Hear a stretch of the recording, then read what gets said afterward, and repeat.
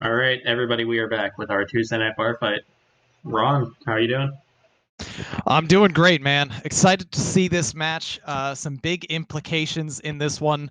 This is probably one of the most pivotal matches remaining for the final week of the season. So let's get it kicked off with ItsMeMikeV versus Electabuzz, and the bands are already in.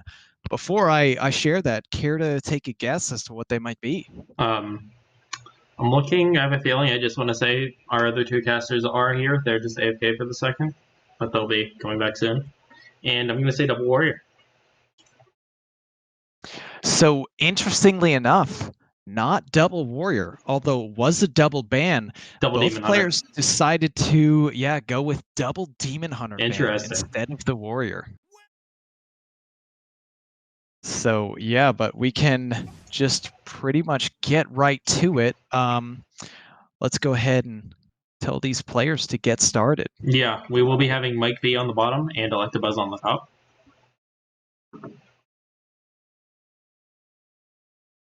And yeah, if you want to give them the go-ahead, and we can get into this. Yep, absolutely. Just waiting for them to queue up. They have the go-ahead, so now it's all just seeing how it goes. All right. And yeah, this is a huge match for playoff implications. Also, fun fact about this match. If Electabuzz wins, Burninators are out. Yeah, I know you're going to be thrilled to eliminate us live on Oh, absolutely. If that happens. So obviously, I've got to be rooting for ItsMeMikeV here. On the bright side for Burninators, Electabuzz has gone on a bit of a losing streak, so it might happen. But we'll see how it goes. For the cast itself, we will, of course, do our best to remain unbiased. And it's going to be fun to just see these two players go at it and see who comes out on top. Yeah. Donde, welcome back. Thanks. Glad to be back. Yeah, we're currently just waiting for them to start up the match. It's double Demon Hunter ban. I was waiting for my client to start up, but I was thinking nice. I might try to cast it blind like our hat was doing last night. Where he was telling us what plays should happen, even though he didn't have the client open. It's impressive, actually. Oh, looks like we're underway. Excellent. So let's get into the spectate client and see what the players decided to lead off with. Always a very important thing when it comes to hero, what your queue order is. And we've got Electabuzz starting off with a Hunter against Mike V's Rogue. Versus Sylvanas. Victory for the Forsaken. All right, quick mulligan for Electabuzz. And Mike V looking at a coin and a questing with his stealth in hand as well. Looks like a pretty reasonably strong start from both players right now. Yeah, definitely. Electabuzz wisely choosing not to track right away on the first turn. Gonna save it for looking for something. We've got Mike V, of course, throwing out the Spy Mistress on turn 1. And Electabuzz, most likely we see the Felmaw. Yeah, I think that's the right play here. And I like that he didn't tracking on one. I think that's a mistake a lot of players do make. Because you don't even know what you want at that point. So yeah. It's definitely a risky move because you can just go ahead and drop cards that are super important. Absolutely. Who in their right mind hides loot? And picking up a Sky of a Tier on 2, now Mike V enables himself to still have the stealth effects active and push damage. He's going to want to push that Spy Mistress right away. Electabuzz waiting one more turn for the Felmaw to wake up. Face Maw goes face, right? We'll see what happens in a turn. And gets a top decked 3-mana card. He's got 3 mana. Wait, that's says, not Hover. Let's do the thing. Oh, his Hover button is broken. Yeah. That is actually probably the worst outcome right now for what Electabuzz wanted. Mike V on the other side, some opportunities here. Holding coin, holding backstab, holding a questing, and a praise. But he chooses not to go in on the questing on this turn. Gonna hold it back. See what he finds off of a lackey. Is this a dagger plan? Is he jamming the other ones? Very interested to see what he does with his remaining mana here. Yeah, I think Spell Lackey's probably a decent option here. Yeah, See I agree. what you pick up. Oh, Shadow wow. Step. And there's a Shadow Step. He can really go off with that Questing Adventurer if he chooses to do so next turn. I find the trade interesting because if the Fel mod did hit the 4/1, then you're trading up pretty heavily. So I think I would have just gone bait with it. Face But mod that goes was going to happen no matter what. Yep, face mod goes face. Clearly, Mike knew that as well. Just wanted to take out that Leok. I'm also curious that he chose to unstealth here. On Electabuzz's side, we've got some somewhat reasonable on curve plays. Scale Rider's not active, so it doesn't feel quite as good. Bone Chewer is an option. He could also track. So even though Hunter is very much an on curve type of deck, still presented with a number of options here. I think the decision to unstealth is all right because he has the Shadow Step now, where he could take the Skyvateer and end up re-stealthing at the end of the turn anyway. So that would play into the Questing Adventurer turn and still allow him to have a stealth minion for future draw if he happens to pick up a Greyheart Sage. All right, I'm back. Sorry about Absolutely, good point. Welcome back, Sage. Welcome back, Sage. And look at that. He just picks up another stealth anyway. Well, never mind. So, easy enough. If he does find the Sage, he could just have that. His Ethereal Lackey survived the board. So once again, Mike presented with an extremely strong Questing Adventurer turn. He can backstab the Bone Chewer Brawler first and then trade the Skyvateer to draw even more cards and get more resources. Gonna lead with the Questing. Definitely going off with it here. Who's on the bottom? Mike V. So buzz for you. All right. And here's the Praise Galacrond. Going to be putting it on the Questing. That makes sense. Actually a bit surprised. I would have assumed he would backstab and trade the Skyvateer and step the Lackey. Holding the backstab still. You're gonna backstab the 5/4 and then maybe play the cat and shadow step the cat? I was at the Titanic Lackey, so you can go at least taunt up the Skyvateer if you'd like. Yeah. Maybe he wants to step the Titanic. Yeah, it looks like that's what he wants to do. Is he trying to protect the Questing as much as possible? Looks like he is. That's quite a bit of health on a taunt to make Worked it out pretty very difficult. well, though. Wow. It really does. For Electabuzz here, if he's got a way to get through this Skyvateer, he could just kill the Questing on board with the Stormhammer, but he's not holding a special 1-mana card, nor does he have one that could get through. He may want to track here to look for something like a Zephyrus, which would be an answer. Also, I just want to give a big shout out, Leumer, sub for 7 months, just resubbed. Wow, Leumer, thank you. Of course, that happened 10 minutes ago when you guys are hearing it, but Yeah. So Still, that's awesome. yeah. Thank you, Leumer. Yes, thank you very much. I think if you open with anything here, you open with tracking because you need to find an answer to that Questing. Yeah. Unfortunately, I don't know what that answer is. Zephyrus. Zephyrus. There it is. There we go. Exactly what he wanted to track for. He's going to play the Zephyrus, take the Shadow Word Death, which, thanks to a recent buff, has also buffed Zephyrus himself. There goes the Questing Adventurer. Most likely we'll just trade this Felmatu. And Mike draws a card, but he is running out of gas. Yeah, I was gonna say, Mike's in trouble all of a sudden. As I say, he's running out of gas. He picks up a Galacrond. And that's 3 invokes now, so if Mike is able to top deck one more invoke card, he could play a fully invoked Galacrond on curve on 7, which... Sage, I know what you want here. What? He had an option for a Deathwing off the Draconic Lackey. Did not take it.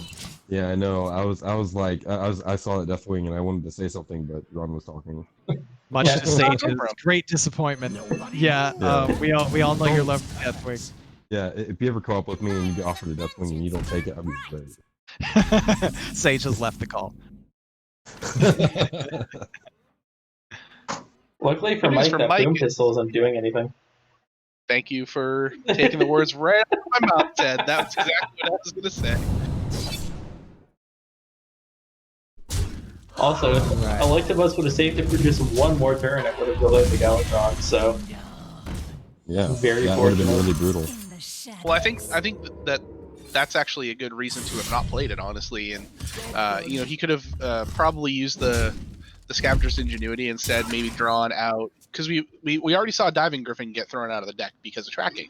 So you have to imagine that it was going to be a 100% draw to get your Zixor. Absolutely, and a pretty good draw off the top too with the Primordial, activating the Scale Rider and the Stormhammer. Obviously, no longer has the mana for both of those things at the moment, but still some intriguing his hand options. is very clunky right now. He can only play one card. He has 5 mana, but everything costs 3, so he has to play 1 and Hero Power. That's the only option he has. And So he can use the Scale Rider. I think that's the best. Very cleanly takes out the front half of the Candle Taker. Oh, He missed Hero did Power. not Hero This is Power. the Hero Power. Probably won't make that much of a difference, but Electabuzz acknowledges his mistake. If he misses lethal by 2, he's really going to be kicking himself. Also, Mike in the very awkward situation of having to play Galvatron with Green Lips. Always True. feels so I bad. think he makes the correct decision. Don't hold out for Oh, yeah, that last definitely. Miracle Invoke. And Oh, he those discounts are- a 0 mana card to 0 Oh. and a 3 mana card to 0. So not the worst hit because a Miscreant is good, but definitely not the ideal set of cards he was looking for. Yeah, and he's going to use the Shadow Step on the Miscreant. Those were not good lackeys. He wanted probably either Spell or Draconic just to get more value. Absolutely, but it makes sense to step the Miscreant. Gonna still be generating quite a bit of lackey value here. On the other side for Electabuzz, still the same kind of intriguing options. He can play a bit on curve if he wants with the Poison Dragon, a Stormhammer, and Hero Power. He could jam the Zixer down. The He has Feywing a is an lot of- option, although it's the most off curve he can do. He just has a lot of options right now. I think if you were going to start with something, it'd be the Primordial, right? Like, you'd start with Primordial, see what you get, and then play the Feywing. Feywing is quite strong against Ooh. Rogue, so I can see the consideration. Nosdormu is just troll against Rogue. Oh, come on. And yeah, I do like this play from Electabuzz. Just going to get the value generation, difficult to deal with poison minion, and start going off with those infinite weapon charges. It's going to be a lot of hits to the face. I hear see me two out here. arena gamers right here. I think Nosdormu might actually have been the better pick there. Just I think because so. if you're looking at like Twin Tyrant against this deck, you're looking at a class that's going to play a lot of 1/1s from here on out, and really hitting those for 4 is not what you're looking to do. Whereas Nosdormu is a bigger body than the Twin Tyrant, and I think that might have actually been the better pick in this scenario. And it can, it can cause some Oh. panic. And Nosdormu offered on the other side might be not Oh, taking it man. either. All right. Now in this case, All I think right. that's the right call. No, I agree on that. Considering the Titanic lackey Yeah, I decides to just like hitting the button here. get a little bit more value, doesn't really need to taunt anything right now. Something he... And yeah. Tyrant is decent here. This is probably one of the only scenarios that it will be decent going forward. I do like the snap hover from Electabuzz, just thinking, yeah, Tyrant might be my best choice in this scenario. But he decides against it. This is a more on-curve play for sure. Again, he gets to play 2 minions and weave in the hero power, get my more goodness. damage going. Did he miss the attack? And he emotes an oops Oh, he missed again. the attack. Fixer rush, unfortunately. Also, I find it interesting he chose to swing that weapon hit into a lackey rather than just going upstairs. The Tyrant is so good. Showing for maybe the its fear of UID now. Togwaggle, because the lackey on board would mean you can play Togwaggle and Wand together on 9, whereas a lackey from hand means you can't play Wand right away unless you also have something like Prep. In my opinion, I feel like you're in the situation as Mike here where you need to start pushing face because you're running out of stuff in hand very fast. You mean as Electabuzz? Yeah. Absolutely. Yeah, and he just doesn't really have the opportunity to do so right now. Other than that weapon and the hero power every turn. Yeah. And give Mike a card draw and hit a lackey. Not great targets, not terrible either. As long as Electabuzz can just keep pummeling the face with this weapon, I think he'll be Oh. okay. And that's a Oh. big. Oh, Bronx changes the equation pretty dramatically, though. oh, it does. Is a very strong card when you are already Galakroned. I wonder if he's gonna play a few lackeys and then give everything on his board +2/+2. I think that's reasonable considering you're looking at your opponent having only 2 cards in hand. They haven't been playing anything of massive power, so you don't think that they're probably sitting on something like Bran or Tiamat for that matter. Obviously, Zixor's in the deck now. I think that's probably a great plan here because it's pretty unstoppable if anything lives. Like at least 3 or 4 minions live. Yeah, and Mike knows that Zephyrus has already come down, so basically all of Electabuzz's answers are gone. There's really only one punish to this, which we can see is currently impossible for Electabuzz, and that's Varana's Hounds. Yeah, that is not going to happen, and I think that regardless of whether or not he saved the Kronks for another day, another turn, so to speak, I think that this is just over, unfortunately. Yeah, this should effectively seal this game, eliminating Electabuzz's Hunter and getting Mike V's Rogue first win. Let's see, math-wise, there's still no possible way he can take lethal off board. And he recognizes it, so we are going to see Game 1 go to ItsMeMikeV.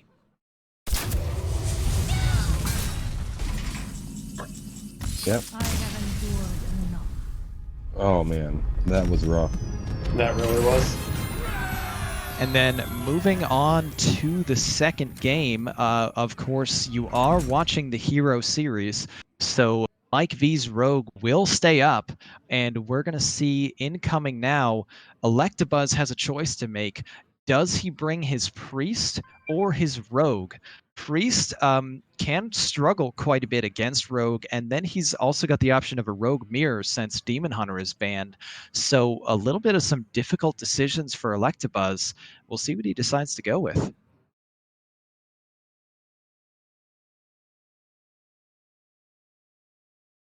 And currently just waiting on that decision to be made. Do you guys have any plans for your weekend?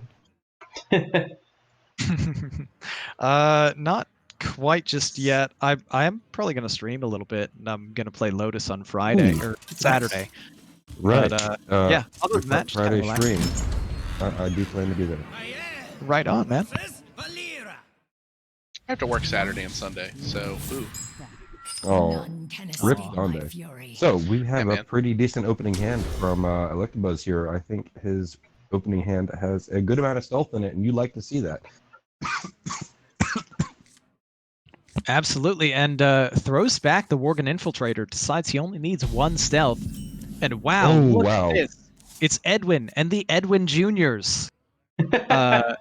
Electabuzz has all of the Edwins in this Rogue Mirror. Meanwhile, Mike V has a decent opener himself with the Skyvateer. Both players with stealth. Mike V holding the Sage for an excellent turn 3. Play a 3/3, draw 2 cards. On Electabuzz's side, he may just be waiting to charge up. Doesn't feel like it's necessary. Go right in Go with 4/4. Yeah. And holding the Spy Mistress, he wants to send damage now because he can always get that stealth chain going right back. This does prevent him from playing a top deck Greyheart Sage for card draw, though. This is on Mike V's nice, side, though. Yeah, easy backstab and Sage, it looks like.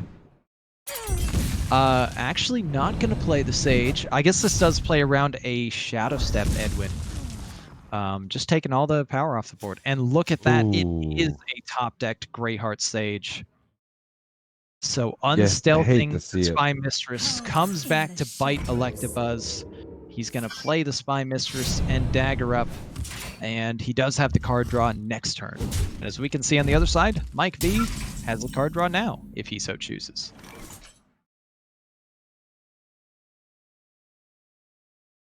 It appears that he does so choose. Oh, look at that golden flick. Mike V flexing the golden legendary. You love to see it. That's beautiful. Sage, did you recently learn that Flick Skyshiv is actually a female? I did recently learn that Flick Skyshiv is actually a female. I wasn't aware of this. I was looking at the art and I was like, she's got pigtails, and I was like, is Flick female? And lipstick. Yeah, and lipstick. I never looked that closely at it. A cruel fate I think the most defining ashes. factor is the fact that the card description says her in it, though. I play on mobile. I am mobile only. I don't even own a computer. All right, Sage, I don't expect you to read. It's okay. He was elected to lead, not to read. Oh man. All right, so we see card draws on either side, and now both players really kind of creating quite a bit of cards in their hand and a number of options. Mike V just going with the invoke and the taunt. Yeah, Electabuzz's hand is looking really, really, really terrible. He just has nothing to really do.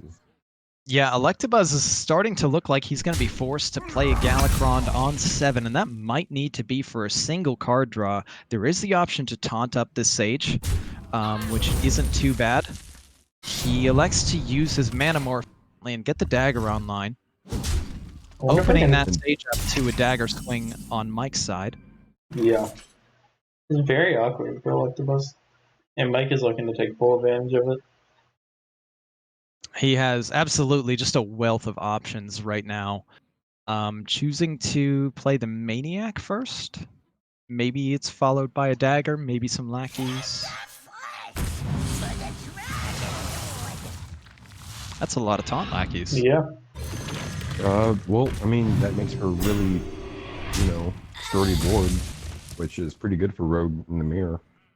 Absolutely it does, and definitely I think the right choice he's considering right now, playing the Faceless Lackey, just getting a wider board that's difficult to deal with, changes his mind. He wants to play a Praise Galakrond instead. I would totally be game for the wider board, and I see that... and changes his mind right back. I think that was the correct play on Mike's side. Wants to go wide. Fortunately for Electabuzz, he did pick up that crucial additional invoke. So his Galakrond on 7 draws 2 instead of 1, which can be a massive difference. Also holding a taunt lackey, he's going to be able to charge up this questing. Deathwing, come on, Sage, please, one time. I know what you want to see. One time. Do it. Please. No! Oh, betrayed, Sage. Betrayed. Yeah, Sage, I'm going to be honest, whenever we're casting your match later, if you don't take every Deathwing you're offered, I'm going to be disappointed. Look, if something is much more practical, alright? Like, nope, every Deathwing. Fault me for it. Interesting decision from Mike here. Does he want to flick this questing adventure? When someone charges up a big questing adventure on you, though, I've found that it's usually the correct decision to just go ahead and play your flick right now. You know that they almost certainly have another questing in their deck. It doesn't matter if you blow up 2 of your own. You still have your own Edwin. And we also know that Electabuzz's Edwin is already gone. Mike V disagrees. It looks like he wants to just draw some more cards. Doesn't want to blow up his own questing in hand. That could really come upon this. You ever just step the Sage here? Mike still needs to find some more damage to kill this questing on board, or it can get really out of hand. He's going to go for the additional card draw, looking for a few more possibilities to answer, and still doesn't find it. I think what he might be hoping for here is, since he has the Titanic Lackey, that he might be able to abate the damage from the Questing Adventurer this turn. And if he can get Electabuzz to commit harder to the Questing Adventurer, even if he doesn't play the second Questing Adventurer, that's still going to be a very powerful flick, because, Electabuzz might dump a lot of cards here, and then you end up with a huge card advantage and a dead Questing Adventure. Well, if he plays the second Questing and just full commits into it with these Eviscerates, then that's an easy flick from Mike, I think. Absolutely a reasonable line, going for that bait here, and it may pay off. We can see that the questing isn't going to do totally unmanageable damage right now. Electabuzz sending that 8 face, but 16 isn't too much of a danger point at the moment. This may be the turn that Mike decides to play that flick. He is only 2 damage off of killing the questing adventurer on board, so he does have potential other options with just the Praise Galakron finding something. He's thinking about it. He's thinking about it. I mean, he could praise first to see what he gets out of a lackey to see if he has another option, but I think ultimately you're probably going to be flicking either way. Yeah, it's having a bit of a wider board advantage and the card advantage right now definitely makes sense. You can blow up your own questing. He gets the good news that Electabuzz was holding his own. He's gonna shadow step the flick, it looks like. Step that flick too. I don't think you want to step the flick here, though. I think you'd rather step a Tog or a Kronk. I agree on that. Flick is a very strong tempo play that Mike just made. Looks like maybe he's reconsidered. Yeah, I think the thing you'd probably want to ask yourself is, what do I want to flick from here on out? And you've already seen BC. Now you know both questing adventures are gone. Those are the biggest threats that are going to be available at a moment, other than Kronk's himself, which you definitely don't want to look flick. At that! Electabuzz hovering the Galakron, but he just drew his final invoke. Yeah, I think you have to save it for one more turn. That is going to be a now strong both Galakron. players fully invoked Galakrons, but Electabuzz holding his. Mike V not holding yet, although he does have a Tog in hand. This could get very interesting very quick. Ooh. Ooh. This next turn for Electabuzz is gonna... we have Tog that can come out just for 6 mana right now, and he gets a wand. A bit surprised. Electabuzz made a play in a previous game where he killed a lackey on board, the only lackey on board, going into turn 9, and then decided to remove a 2/2 instead of the lackey, which would have specifically blocked that Tog play. Oh my god. Oh my god. And did he ever get punished for that? Huge draw from this Van Cleef is going to be enormous. For those watching at home, you did just see a 0 mana Galakron and a 0 mana Edwin. I don't know if there's much of any way that Electabuzz can get back into winning this game with this kind of play that Mike just is able to make. This is just a dream. This is absolutely. a dream. Mike needs to move here, though. That rope. Oh, those are not great cards. And just, yeah, a crazy amount of options here. Mike V, probably just going to throw down that Edwin as soon as... Better not miss it, though. Realizes he's out of time. I don't think he can miss it. Get it down. Oh my god. That's a 2020. Oh.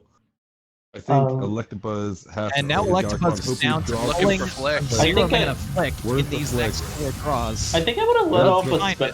Shouldn't you have lit off a spell locker there to see if you can get an assassinate, maybe? And there's the flick! Oh my god. He threw it. When you believe in the heart of the cards, man. Yeah. Incredible. What a turn of events. I think that's the largest Van Cleef I've seen since the, you know, the doubling combos meta. Yeah. Yeah, that was quite a massive Edwin there. Electabuzz with some reasonable options to kill this 5/7 taunt on board. He could always witchy the flick and rush it. That most likely would give him enough damage. Looks like that's what he's looking for, and it absolutely does. Nice enough damage. Wants to tank 5 instead. Well, he does have quite a bit of health. It's a reasonable decision to save the health on the Blastmaster Boom. And at the end of the turn, just going to get one more lackey, a little bit more power. Also, Donde, like, since you're an expert in this field, what were the odds of him evolving into that boom? And I know you know a lot about witchy lackeys. Resident Witch. I can't even escape it when I'm casting. So Mike V here, he's close to fatiguing himself now. He's got tons of options and holding a Kronk as well. There's all kinds of decisions he could make. But if he doesn't win, and win fairly soon, he's going to lose to that damage he's taking from just drawing out of a stable of cards that no longer exist. Togwaggle scheme is pretty big.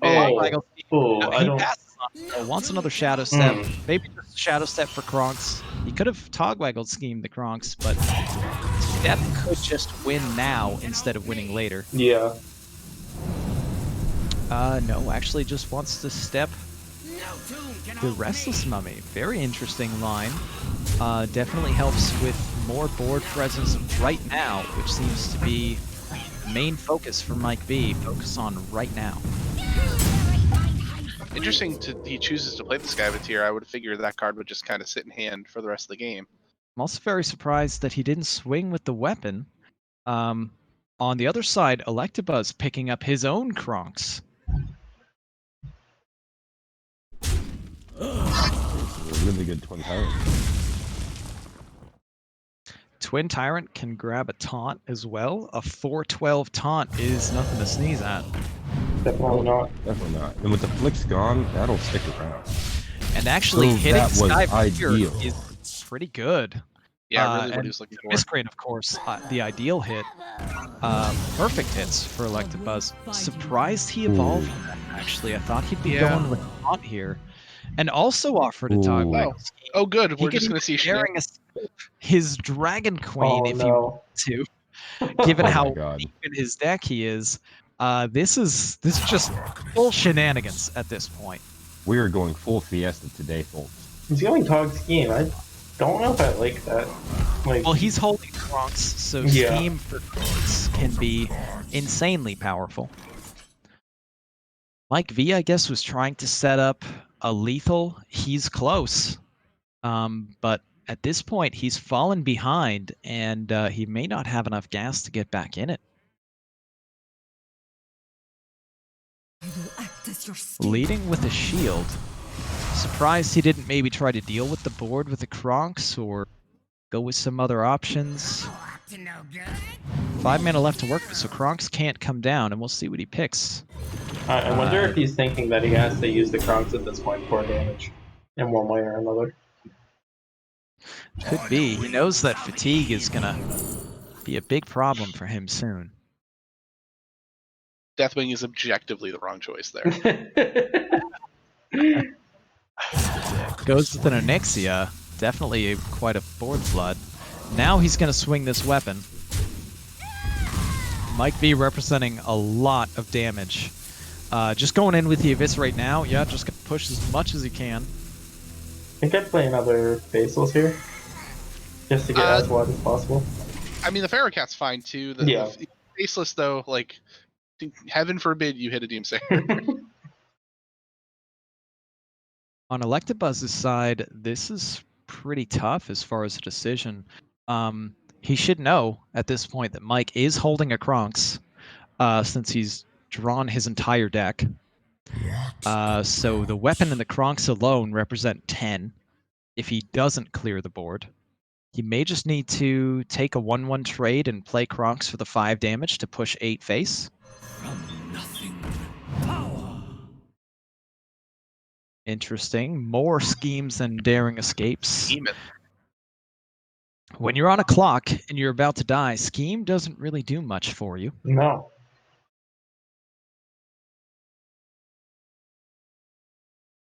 Hovering the Titanic.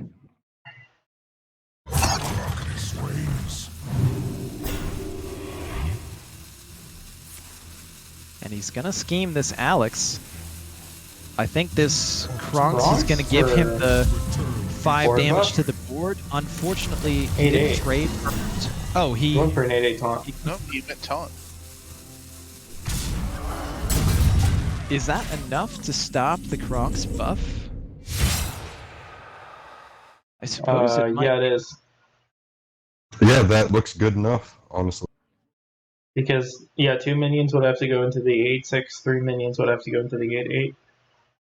That being said, though, Mike can pretty much clear the board here outside of the Kronks. Yeah. Too late. His return is nigh. Going with the buff. We're going to see him smack into a lot of taunts here. I wonder if he's going to use his weapon into that 8-8.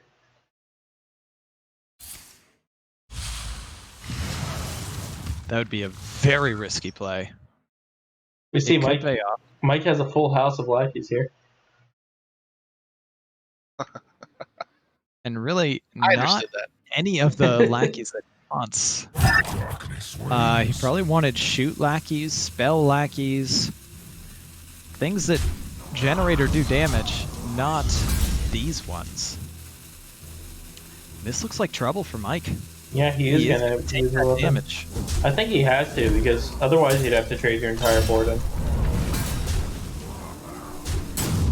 And that's Oh. just gonna end the game. Spent too much time.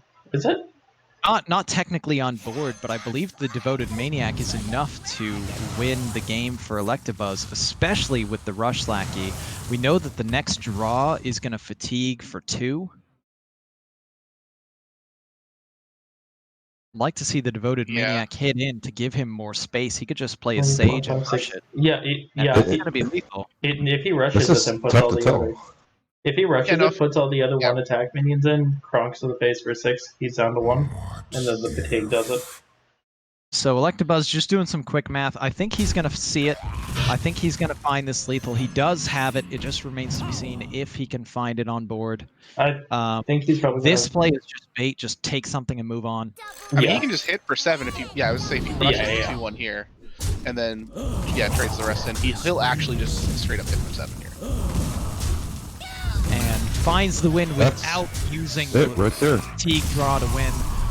What a win from Electabuzz. Looked like he was Wow. playing behind essentially all game, but finds a way to get through and even up this series, eliminate Mike V's Rogue in the mirror, and now Mike V has the option of his own Hunter or a Warrior that was not banned versus Electabuzz's Rogue right now and potentially Priest as the final class, What? depending on what happens. What was that? That was a pretty wild game, That was wacky, man. Wow. or a standard game. Oh my goodness. Oh, But yeah, as what often happens in Rogue mirrors, we see quite a bit of craziness on both sides, and yeah. you know, sometimes the better lackey generation wins. Certainly the massive draw of a 0-mana Galakron on Mike's side looked like it was almost completely impossible position to overcome. Just and that one, the one turn, finding that right? flick. The one turn where Mike went Wand into Galakron into 2020 Edwin was insane, and then the next turn where Electabuzz just jams the Galakron, and on the 4th draw gets the flick to knock out that 2020 Edwin. Like, if he hadn't gotten that, if that Edwin had stuck for one turn, the game would have been over. Oh, it was absolutely over without that. Flick was the MVP of this game, far and away. Yeah, And now Flick we're really starting up decided it. on the next match here. Let's see what Mike V decides to bring to beat this Rogue, and he is going with a Hunter. Oh yeah, I would have picked Hunter there for sure. I think Hunter and the Rogue is Tremble just before always the might favorable of the for the most part. elves. Electabuzz with a couple of 1-mana cards to lead off. Yeah, Electabuzz has some And- real good openers here. Mike V's got an excellent curve with the Coin, Felmoth, Fairy Dragon, Animal Companion, and Feywing. That's exactly what Hunter wants to do. So I think a good question is, what's actually the better one-drop, the cat or the Spy Mistress? I think I would probably keep both, but I think I'd play the cat on 1 because you can attack with it on turn 2, whereas with the Spy Mistress, you usually don't want to. You want to hold that attack. Yeah, I think it hard depends to if you say. have a Sage in hand, which, Electabuzz obviously knew he was drawing into. Obviously, Electabuzz picking up the Sage, surprised that he didn't want to play the cat here. Just wanted to go efficient with mana, I suppose. Yeah, plus, like you were saying, Sage, another benefit to playing Cat on 1 is there are a lot of Reborn teardrops. There are. I think Ron and I, in a lot of our co-op here lately, have always gotten Grand Mummy. Yeah. Yeah, it's happened a lot when we don't get the generous mummy, which always feels bad. A cruel Oh, fate I awaits know. you in the ashes. I mean, it's a 3-mana 5/4. I don't know what else you want from a card. Right, no downside. No downside Not at all. It also has Reborn. What's not to like? Yeah, I know. It's a lot of stats. Electabuzz faced with a little bit of a difficult decision here, since he could draw more with the Sage, but Felmont could also hit it. But we know Face Maw hits face, right? That's Yeah. not going anywhere else. And Face Maw keeping us on our toes, clearing the Sage and not going face. Mike V still playing on curve. His Huffer button is working just fine. I want to shout out That was a Agent really good pickup for Electabuzz here. Agent PWE, who said about 10 minutes ago, or sorry, said right now about the Road Mirror. I don't think Electabuzz is going to win this one. Yeah, you never know with Rogue Mirrors. So I'm sure Agent PWE will be pleasantly surprised in some minutes from now in the past, we'll say. Here I am from the future saying, Agent Pee-wee, yeah, man, believe in your boy. Electabuzz, yeah, Why I with a picked good him to draw win. here, able to clear the board.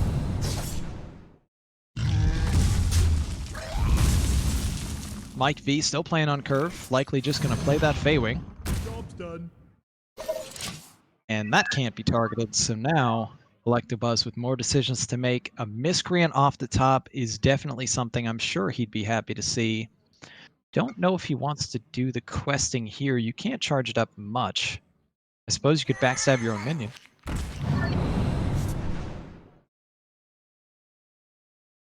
Now, as much as I do love the Waste Warden, and particularly having it in, Highlander or even Rogue decks as well, I'm trying to think what he might be able to hit with it going forward in this game that would be beneficial, because it doesn't just hit minions of the same name. So anything like a Faceless Corruptor, he's not going to hit both Corruptors.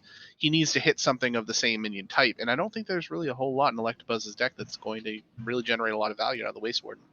Right. It may have just been an oversight from Mike V. That's clearly a Druid tech, but Right. Electabuzz did not bring Druid. Mike V may not have looked closely at his list after he submitted them to make that change. It's perfectly But fine as that's a Demon Hunter tech as well, considering demons are pretty prevalent in the. But since he know. banned Demon Yeah. Hunter, that clearly Right, wasn't the plan. exactly. Looks like he wants to set up a better Faceless Corruptor. Can't blame a man for that. And obviously, gonna take out the highest attack minion on the board. Decision just time, he's going Face face. here, Job's done. not playing around that Togwaggle. Says if you have it on 6, go for it. A good decision is Electabuzz does not have it. And We're gonna see Electabuzz Yeah, I want to see that questing come down. Yeah. here. Home in the shadows. This is going to be quite a wide board.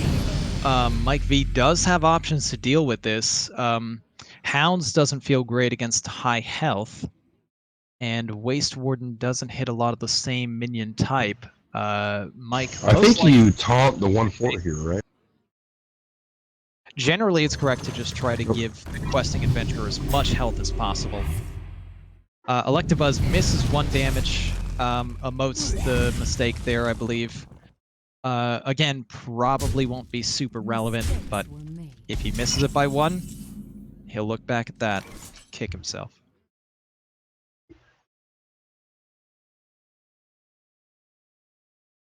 This is a bit awkward for Mike, Yeah. though. Wonder if he's ever going to use the Waste Warden here just to take out the questing with the trade. Feels so Waste bad. Warden is, it's a reasonable thing to do just to deal with the board a little bit. I mean, Hounds is also insanely strong here. Wants to go with Hounds instead. Definitely another solid play. Avoids having to tank 6 damage from that questing. And that questing has to die right away, or it gets really out of control. I think we It's probably still- see the weapon into the 1/1 here and just go face with the remaining 3 hounds. And there's not much benefit to sending the Hounds into a 1/2, so I'd say it's likely. He presses the button and he sends 3 hounds face. I like it. Now. Tell those doggos, go get him. Yeah, hit him in his stupid Sick him. Good boys. Good boys. A cruel fate awaits you in the ashes. All right, and Electabuzz leading off with card draw. Gonna throw a taunt up real quick. And yeah, just gonna clear up some of that attack on board. Considering whether or not he No, don't down. trade with the 3-1. Just punch him in his face. Come on, man. It may have been a consideration against Faceless specifically to try to make it more awkward. And we're gonna have some bad news for Electabuzz here, if that was the case. I think either way, he gets a nice even trade with the Faceless here because he can go ahead and use the weapon into the 2/5, Faceless Corruptor for the, make the 1/1 a 4/4, and he'll have a pretty decent board clear with just 1 card. Yeah. But Right, I think Faceless looks like the best play here. He's got the Definitely. option of Tiamat as well, maybe jamming down the Rotnest Drake, which could really low roll. He's just going to Faceless right now on the Hound. Yeah. I think it makes sense. You want Actually, yes, that's not a bad Try decision to- either. Yeah. Yeah, because like you want the 1/1 measure here too. Take out the 2/1. And then here you can kill the Sage. Now. And Mike continuing to hit that button and And put just face pressure. keep weaving in the hero power. Absolutely.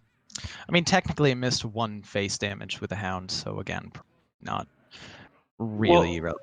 Well, I mean, he missed one with the Hound, but he used it to trade into the Sage. Right, but if he did the order differently.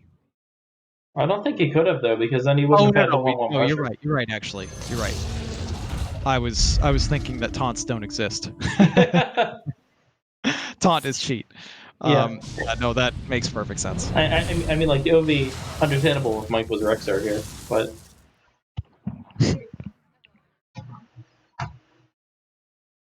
All right, and Electabuzz, quite a bit of damage on board. Definitely going to use the Rusher to clear up the 4/2 we would expect. Please? No. There's a Dragon Queen. He wants to preserve the health on the Miscreant rather than push the 2 damage. Probably fine. Miscreant's also a better Shadow Step target if Electabuzz does find it. And Mike V, if he finds a Bran, he could just have a lethal burst. He pulls one off the top as long as he pushes the button right here. That would be a way to get through, at least as a setup, but obviously Electabuzz holding Galakron can block that. Right now, he's got to deal with this board that's very threatening. He's got Rushers, he's got Tiamat, he's got a removal card.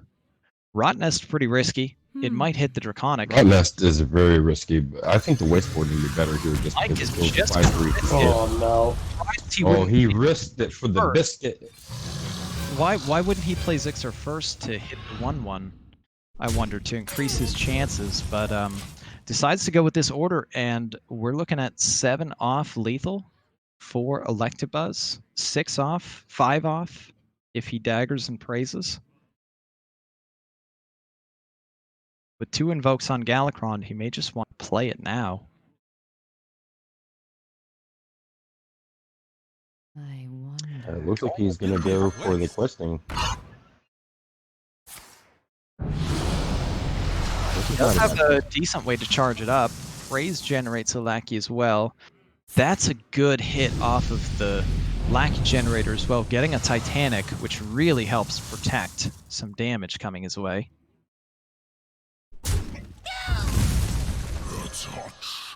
Faceless is... Oh, a taunt. And I think Very nice. that Electabuzz is going to want to send this damage face. He really doesn't want to kill that Zixer and have the Zixer have the ability to instantly draw Mike an answer with the Prime. I would have liked to This see might the be taunt enough. on the other Lackey there, to be honest, to protect the 5-3 and the Questing Adventurer, but I don't think it's going to make a difference. Yeah, and Mike picks up the Phase Stalker. That's not a Zephyrus, so it looks like Mike most likely is not going to be able to get through on this game.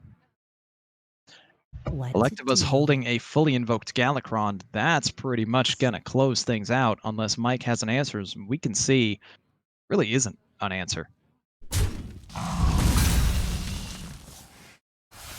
Ooh.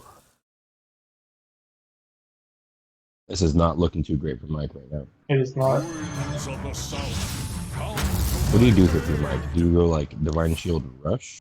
It would be Divine Shield Taunt, just out of desperation, but that is not going to do it. It technically takes lethal off the board, which is basically all he can do, but he's There going to it get is. the bad news here with the fully invoked Galakron. And This the is game Steel Fate. Yeah, he can just easily Steel Fate the 6/6 after he takes the shield off of it. however he wants to do it. He's got options for lethal, which is what you love to see when you're playing Rogue. Oh, Oh, Eviscerate, why not?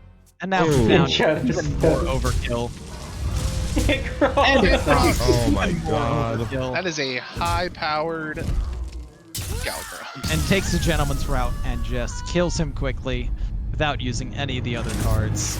And what a turnaround from Electabuzz, staring death in the face, desperate for a flick, looking at a 2-0 deficit, flips that game and wins the next one. And now Electabuzz on the verge of a win, and to Ted's great excitement, I'm sure, on the verge of eliminating Burninators from playoffs. We've got Electabuzz's Rogue going up against Mike V's last class remaining. It is a Warrior. This is the class that eats all the bans usually, so very possible Mike V can still get this win. Embrace the chaos. It looks like Mike is going with the more control list versus the emerge list. I Yeah, like definitely this control. whole hand that Electabuzz has here. This whole hand is just Sage This- loves Sage. Mm, I Sage do. needs Sage. Sage is happy that Sage is in the hand. I mean, like I was gonna say, if you've ever watched Saloon, Sage loving Sage should not be a secret. This is my favorite card from the whole set, and it should be obvious. I mean, look, he's sitting in a bar. He's holding an alcoholic beverage. Like, come on. He is this card embodies me. Interesting he's going with the Barricade here, not coin 3 and 3. Yeah, there's a lot of options. I mean, it's not a real 3. If you play coin Sage for draw into Miscreant, you could Yeah. coin Miscreant into Sage yeah. and wait on card draw. Yeah, obviously. Maybe the best option. Stage, I do have to say at this moment in time, I do hope that you are not sitting in a bar drinking an alcoholic beverage. Hashtag COVID, hashtag shelter in place. Well said, Donde. I'll say I did go to a bar here about a month ago, and that was an interesting experience. The good news is you're still alive to tell the tale, so. Yeah, they had a mandatory mask thing. However, it was mandatory to have one on your person, not mandatory to have it over your face. A cruel fate Seems awaits in the unhelpful. I was curious if we might see a Shadow Step on the Sage just to get more card draw. Electabuzz wants to hold that Shadow Step, trade the 3/1 minion now. It's bomb time. Mike V says, let's put some bombs in your deck. Yeah. Seal Fate is active here for Electabuzz if he wants to start some invokes. I don't know. I mean, yeah, on his face, sure. And then you activate the Metal Rage. Yeah. He's holding Galakron, which may have just been the biggest consideration. Holding 2 Seal Fates and wanting to get some invokes started.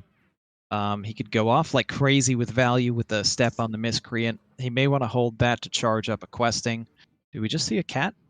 I think we do.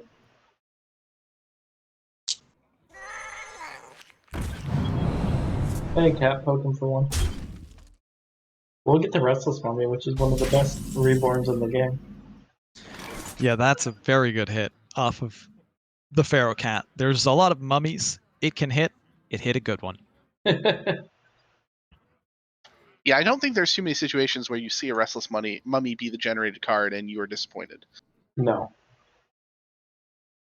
The card is one of the best reborn minions that was printed. Yeah. Yeah, pretty much that or like a Winged Guardian is really like just the top. Even a wrapped mummy or wrapped golem, like those are also pretty nice. I mean, they're kind of clunky in some positions, but that's why you don't put them in your Yeah, deck. I think for a rogue, it's just not ideal just because of how expensive it is. Yeah. I mean, I say that with Winged Guardian also being expensive, but Winged Guardian has the advantage of just being a huge pain to remove. Definitely in a lot of situations, Cartoot is the best as well. Hard to forget about Cartoot, but I did. Ooh, Cartoot. Yes, I think Cartoot is. Would Cartoot be? I guess it's neutral. So it's the best neutral reborn I think that was printed by a long shot. I think that's probably fair. Yeah. But class specific. Trying to figure out where to shadow step. I think he made the right decision here. You like getting the extra value from Cat. And look at him charge up that questing. A 7/6. It needs to be answered away. And how does Mike deal with this? Well, he doesn't have a whole lot of ways to deal with it, actually. It's kind of funny. He would probably have to try to line up some sort of removal that would work, but nothing really works right now. He doesn't have a whole lot that works. I would think you probably want to Ankar to dig for a risky skipper, and then ideally you'll have a Blade Storm to follow up and kill the Questing Adventure after. I think he definitely doesn't remove it this turn, but he looks to plan for the next turn where he will be able to remove it. And yeah, I think Anchor would be the first step of that plan for sure. It'd be interesting if one of these 1/1s was a 1/2, because then Blade Storm into Blood Boil would be clear. He's considering using a Blade Storm now. That's I think that does damage everything and enables the Blood Boil Brute to come down. I don't think he has to do that. Wait, no, it doesn't, right? It's Blood Boil. No, it's still one. Be one He's off. 1 mana short. 1, 2, 3 would be the damage. Yeah, that's right. So he would still be short on mana. Yeah, that's what I was saying. If one of these 1/1s was a 1/2, then he could have done that. It's kind of incremental damage. Line. Taking a bit of a half measure, I think I would have liked to see that Ankar to look for the skipper. You also could have just tried to isolate the minion for a better Blade Storm. And this is dangerous. The Questing Adventurer was already charged up and it's stuck. I think if you're Electabuzz here, you're looking to try to get more health totals on the board that make a Blade Storm a little bit more awkward. He has 3 different health totals that make it kind of awkward right now, and that's good. Because that puts that questing out of range of Blade Storm pretty well. It's going to be sticky. Yeah, that's a big hit. 11-8 there. Yeah. Mike is in trouble. Draws a Sky Raider off the top. That makes the Anchor even more likely to pull a risky skipper, but that uses a lot of mana, and you're still not clearing this at the moment.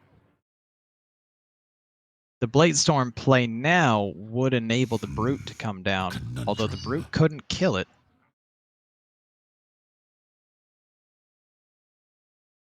So if he throws his Armorsmith and Sky Raider on board, and then Blade Storms, I think that he could have possibly gotten the Blood Boil out for cheaper, and it wouldn't have been a clear because the 11/7's too much toughness to handle, but at least it would have allowed him to gain a little bit of armor there. True. I think what we're gonna see here now is just this questing is too strong. It's too much to handle, and Mike not being able to take 11 damage off the board, doesn't matter if you damage that all the way down to 1. It's just going to kill you. And that should wrap up the series, right? 1, 2, 3, 11, 17 on board, plus the Eviscerate. That's enough just on its own. Yeah. Oh, he's hovering that Galakron. Electabuzz not see it? Well, I mean, I guess technically Galakron plus 3 cards would have been enough to power up the quest.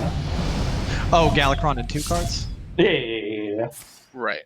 Yeah, but that is definitely it. So Electabuzz finds the lethal. That's going to end this series. And ladies and gentlemen, with the Burninators 25 points behind 4th place now, they have them mathematically eliminated from playoffs. And yep, that's the bad news. Anybody, well done. Does anybody have some memes they want me to play? do we have time to get Electabuzz into an interview Yeah. before we Yeah. start up our next match? Yeah. Let's get him in here. I Man, think it should be obligatory that we interview the winner. I'm gonna be honest, guys. I'm kind of happy that face cams aren't on right now because I don't want you guys to see this giant smile I have on my face. Ted is in full celebration mode. Burninators officially out. He's popping the champagne.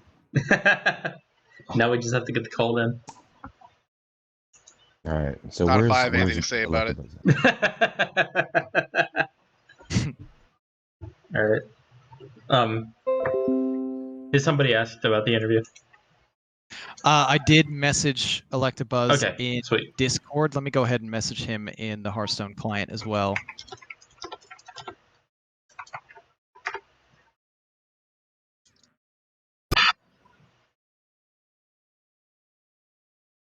He's not on my friends list.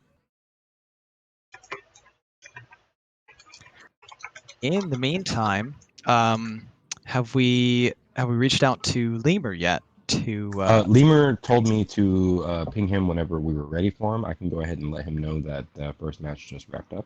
Okay, and- perfect. Yeah, if you can get started with that. I don't know if Electabuzz is going to be able to join us or not. Do we ever read the Leumer statement, by the way? We will before after the interview before our match starts. Okay, just And make the statement. Yeah, the statement is. I love it. It's so good.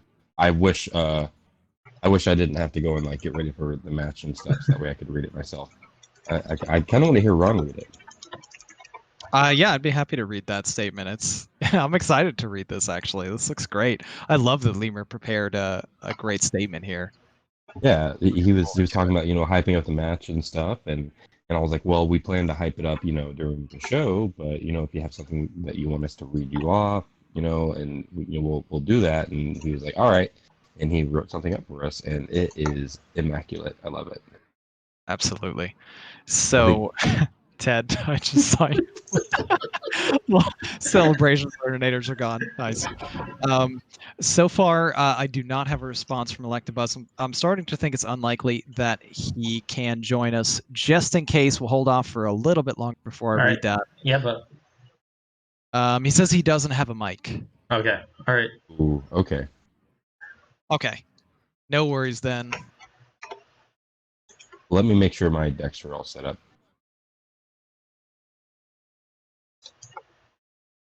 Oh yeah, we're set. I didn't have to change anything. We're good. All right. So we will be getting underway with Sage and Leumer in a minute here. So Ron, Okay. you want to do the reading?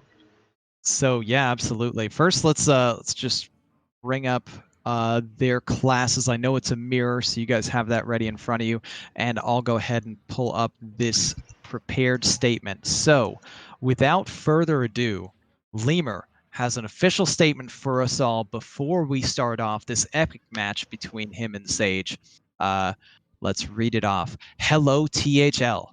My name is Leumer.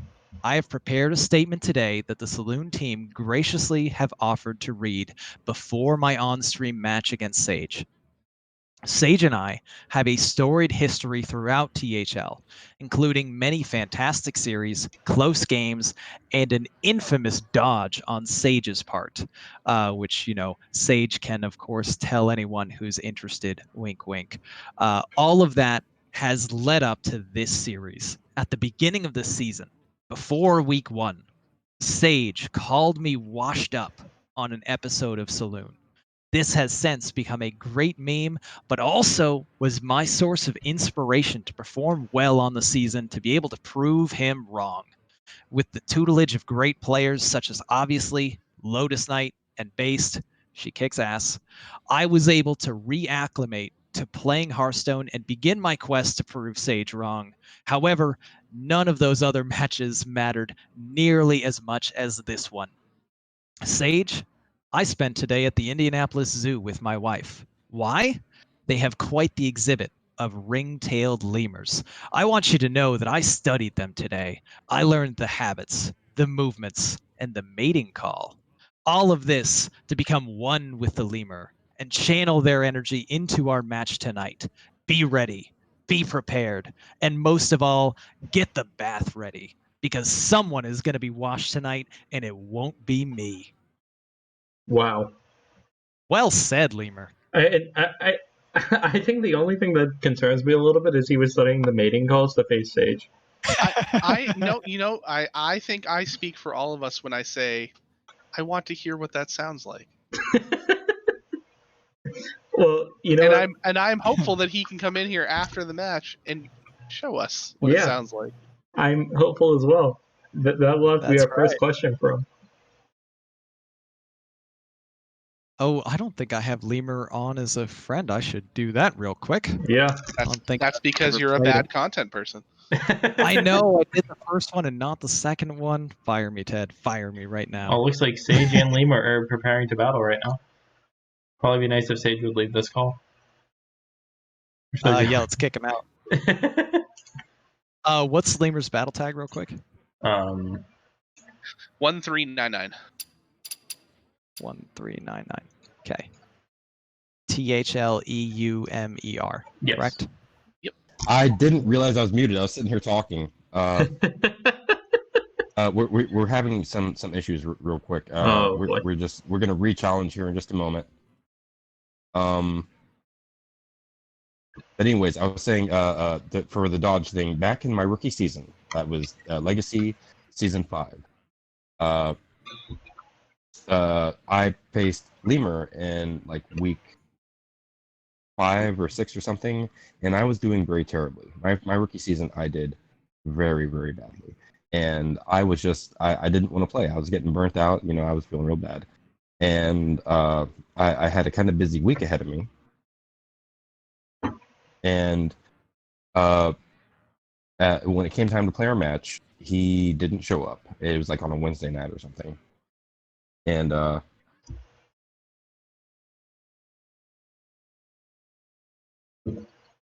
Yes, Sage. Compelling. I'm sorry. I'm just Leumer is kind of driving me crazy right now. Are you dodging us with this story right now? He's trying to dodge. She's trying to dodge everything. Panic. Pull the ripcord. Okay. Anyways, he just give me 1 second. Okay, so he didn't show up for the match, and it was a Wednesday night. We could have rescheduled. I did have a kind of busy weekend, but I could have rescheduled. But I was like, fuck it, you know. I hadn't won like a single match until then, and I was just all like, ugh. I was in a real bad mood, and I took the DQ on him. I did. I took it, you know. And it was that one of those terrible rule sharky things that I did my rookie season, and I learned from it, you know, because I got a lot of hate from it. I earned a ton of hate from it, and I will always look back and say, you know what? That's when I learned. That's when I learned that this whole THL, it isn't about, you know, rule sharking, whatever. You just want to just play your damn matches, people. Just play them. Jesus. That is Speaking the golden of that's play that's your when I damn learned matches, the golden rule. Sage, what say we get to your match against Leumer? Yeah. Are you ready? Yeah. I am. Leumer wasn't, but that's I'm not going to talk about that. We're going to go ahead and play. All right. Let me go ahead and leave the call. Yeah, go ahead, leave the call. It's a double warrior ban, by the way. It's a double warrior. Thank you. Oh, great. I was going to ask you to do the ban already. Okay, excellent. Yeah, so it will be a double warrior ban, and Sage will be on the bottom. Perfect. So what this means, again, the classes that each player has, we have a full mirror. So Leumer brought Demon Hunter, Druid, Rogue, and Warrior. Sage obviously did the same. Both players have banned Warrior, so we're going to see Demon Hunter, Druid, Rogue versus Demon Hunter, Druid, Rogue.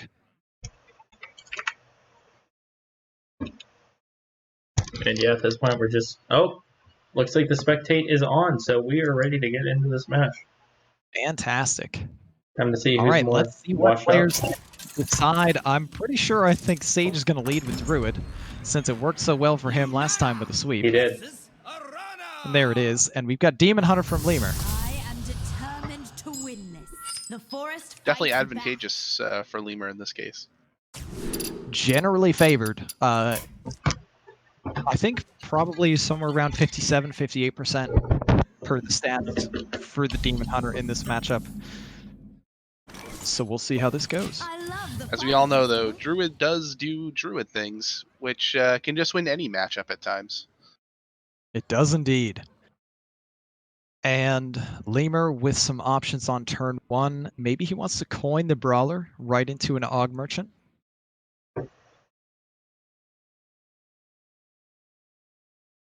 Seems to be the current consideration.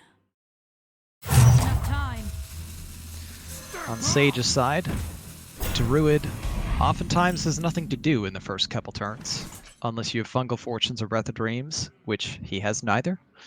Looks like a hero power pass. Compelling stuff in the early game from Druid. Definitely. He does have Wild Growth, though, which will help if he can pick up a few other cards to work with the exotic Mount Seller. Absolutely, and holding the minions that he doesn't want to discard. So if he does find a Fungal Fortunes, he has a much lower chance of discarding important things. That's an upgrade. Probably.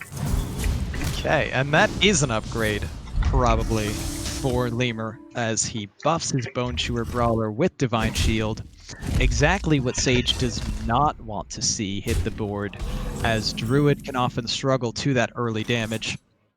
That's a pretty solid pickup with the Glowfly Swarm. He can ramp right into it with the Wild Growth. He may in turn decide to try to clear this before he takes more damage with the Hero Power Crystal Power. So basically the two options. Let's see.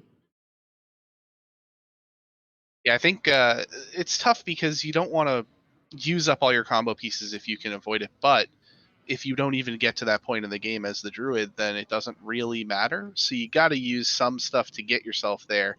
I think you probably are hero powering and using the crystal power to get rid of this 4/2. Yeah, as bad as it feels. It's I mean it's definitely what Sage is going into the tank about here. Time goes short.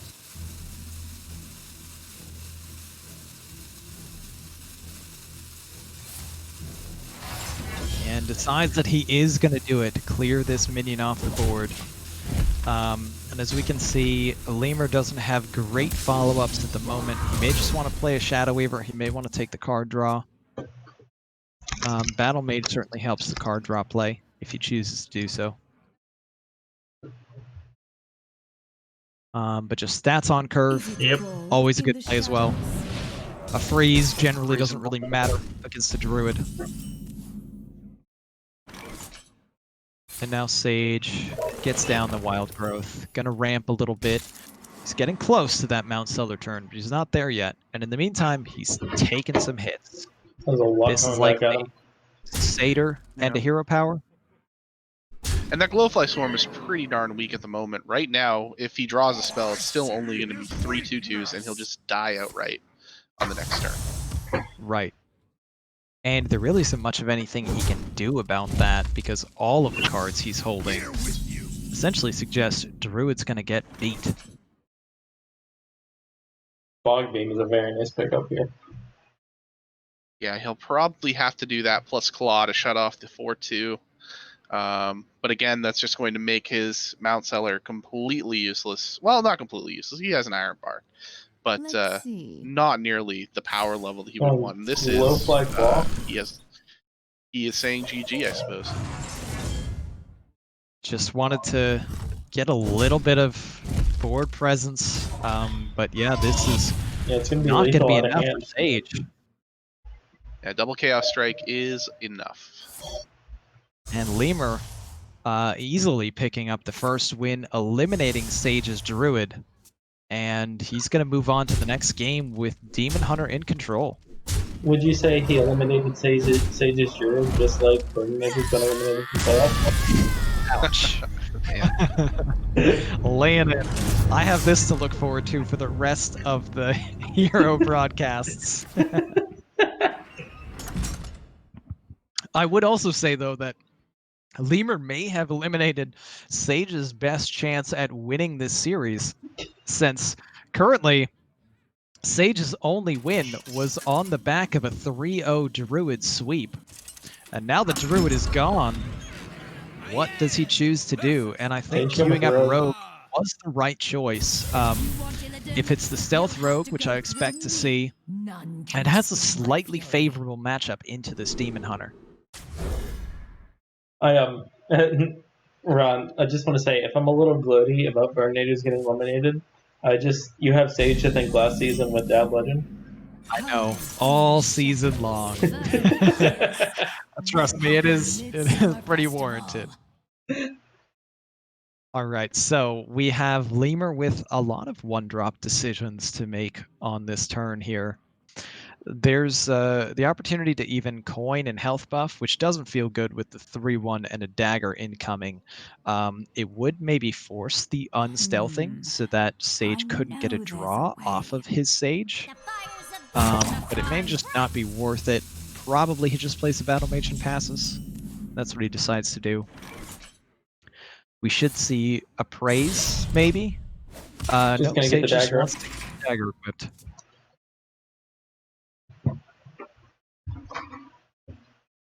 And now, Amani Berserker could present some real difficulties with the beaming sidekick. Also, the opportunity to sidekick on Battle Fiend, just play a Battle Fiend and Hero Power. We'll see what Leumer decides is going to be his best line here. Maybe.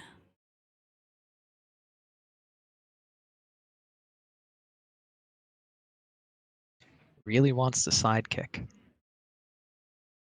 Honestly, I kind of like the Amani Berserker plus sidekick here.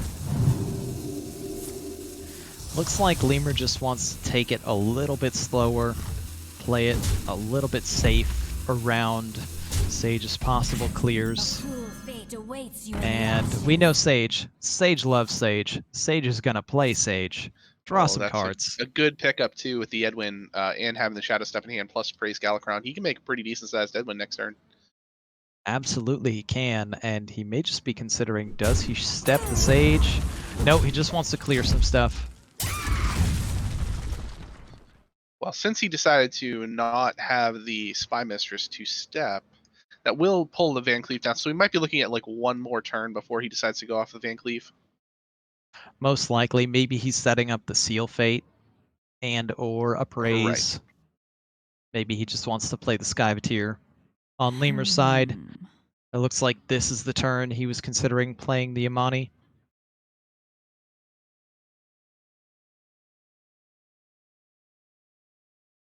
Throughout, Leumer has been presented with a few awkward decisions. The power of the Spy Mistress is really shining in this early game, just with a lot of really powerful cards in Leumer's hand that he didn't really feel comfortable playing because of the 3-1.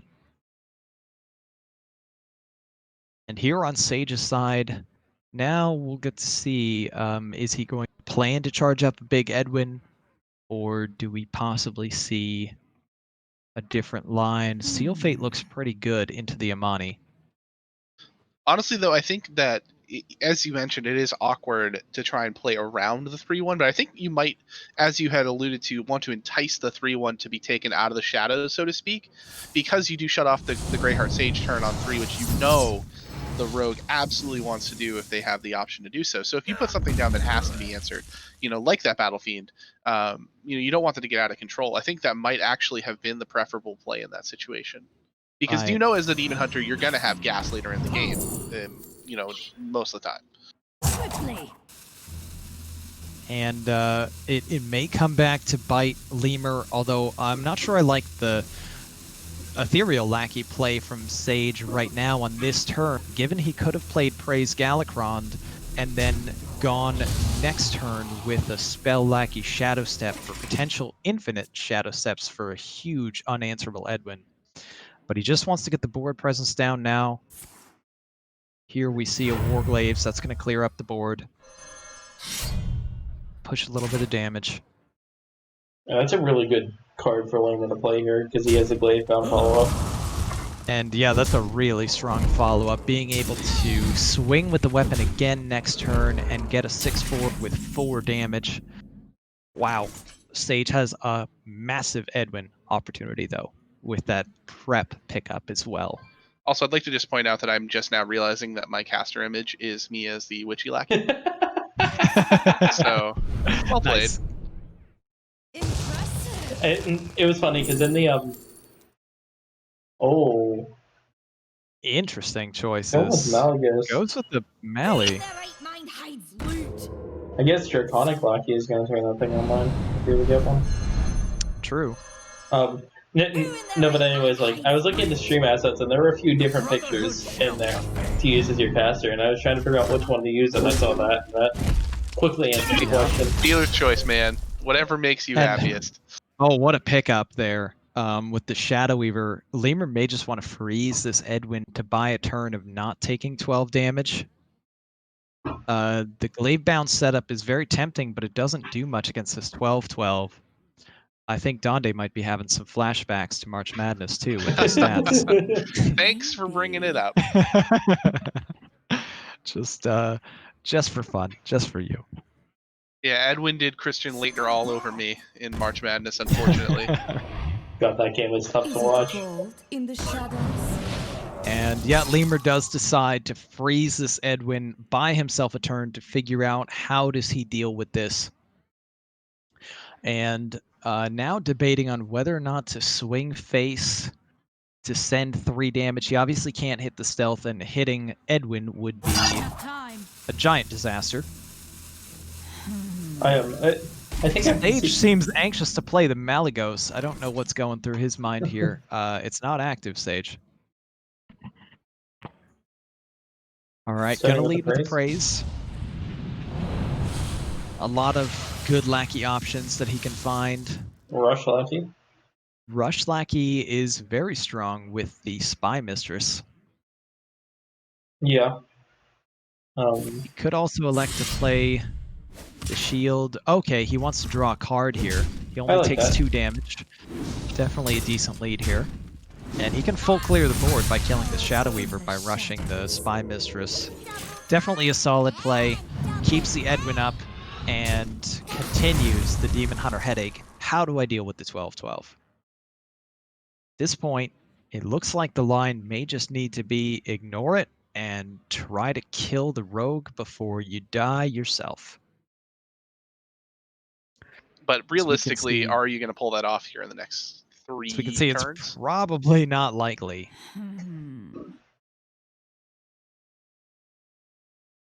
Leumer's kind of in a tough spot. When Edwin gets big, he does some disgusting things, and players are just left oftentimes with no answer. We all are still hoping maybe one day this guy gets Hall of Famed. Gonna go with the Adept face and sidekick. Maybe hoping that Sage chooses to trade the 12 into the Adept to keep the damage off his I face. think I see Sage how he's picking up doing a it. flick. Top deck. That's a massive draw. Gets rid of the other Adept in deck. A huge tempo play, and that may have just effectively sealed the game. I'm very surprised Sage didn't swing the weapon agree. because that would have set Oh, up. there it Yeah, is. he acknowledges it now. Missed the lethal setup with just an Edwin and a dagger. Fortunately for Still Sage, has it's it, not going to make a as we can difference. see. It won't make any difference at all. Leumer has no answers. Probably. Can't even clear the flick without taking damage, which means Edwin wins the game. Sage is going to even up the series 1-1. And I know we didn't see like Chaos Strike or Twin Slice off the top, but if that had been the draw and Flick was not played, that would have been lethal if Sage had ignored the 6-6. Yeah, very true. So obviously Sage picking up a great draw, Leumer not finding what he needed, and we are even 1-1. Demon Hunter now eliminated for Leumer. Sage will stay up, and Leumer has the option of bringing his Druid, which you would have to expect, counter Qs into the Rogue, and also a Rogue as well in the back pocket. I must protect you. And Druid it is. None can escape my fury. On Sage's side, the way to beat Druid as Rogue generally is one of the cards he's holding, Edwin Jr. Yep. Not a bad hand for Sage here. He's going to throw away the Edwin Jr. He Interesting. mulligans Edwin Jr. I think that's a very risky play. Maybe he was just looking for strictly Edwin himself, but kept the cat. It is a turn 1 that can generate something useful to apply damage. So we can see on Leumer's side, definitely a much better looking hand to deal with the rogue than what Sage started with dealing against Demon Hunter when his Druid was up. Nothing to really do on this turn but pass. Hey, there's the Edwin Jr. again anyway. Sage just so big brain that he knew he was going to get it back. And Sage sends the 1 damage face. Not going to hold off on the chance of a top deck Seal Fate. Does Leumer just draw a card here and hope that he ramps? It's like he does. And he hits the dragon. What a draw. What a pull.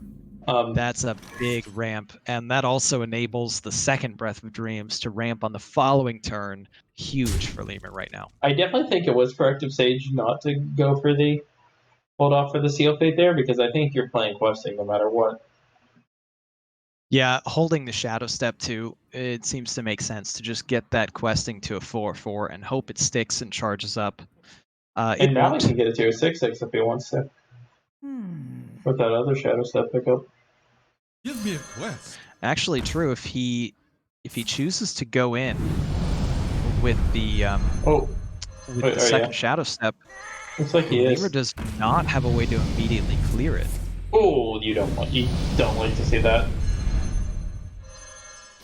God, the generous mummy. Not ideal for Sage. May just not get played. Candle Taker, decent card. Oh, and that's the second Bog Beam. But a little bit of mana off of making that play. Leumer's just going to ignore this for a turn. And he's going to be able to answer it next turn. Actually, maybe not. I mean, Depends on Sage's draw. Based on Sage's hand, this can't really get too much bigger. But it's currently 6/6, and it gains for every card he draws. I mean, what? Like, if he really wanted to, he has Bog Beam, Moonfire, Coin, Crystals, or Crystal Power. Natural mistake. That'd be 9 damage.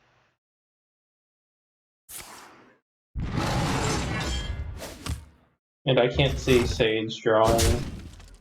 I don't know what he could draw that would allow him to Well, play he would 4 need to cards play on range. 4 cards, so it would start with something like a Praise Galakron, which he did not find, so Leumer should now have enough to kill this questing without any major trouble. Just playing 1 card means the 2 Bog Beams and the Moonfire is enough. Another Crystal Power. It's going to be Leumer's got... a lot of go nice healing for Leumer. If he wants Definitely, yeah. Holding a lot of... I don't think Leumer can afford to ignore this for any more turns. No. It doesn't feel great to have to use the cards the way that you're being forced to use them with, say, Bog Beam, Moonfire. If you play the Emerald Explorer, it's almost certain disaster. Especially with that Restless Mummy hand that we can see. Yeah, the Restless Mummy can really wreck Leumer here if he chooses to play this Explorer. He needs to kill the questing, and he needs to kill it right now. He really doesn't want to play these double Bog Beam, but he really doesn't have a choice. And unfortunately for him, if he used the coin, he'd go up to technically 7 mana, but Bog Beam doesn't work that way. He could technically Bog Beam double Crystal, but Leumer with a tough decision. I think he knows what the right decision is, and he elects to do it. He is going to kill this questing. He gets to save his coin, which is still decent for the Spell Dragon Druid. It's a pretty good draw for Sage. It allows him to use the Miscreant here if he wants to. He also may just want to get the power on board with the shield. I think you do. It's just always nice to have options. Absolutely. Yeah, and this is a Practice your This is a skills. solid card to play on curve. Generate a Lackey, invoke Galakrond for the first time, I believe. Yeah, that was the first invoke. Yeah.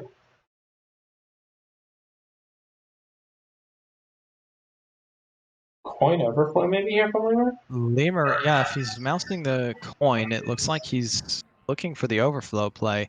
Not a bad play since he doesn't really have the main things his deck wants to do.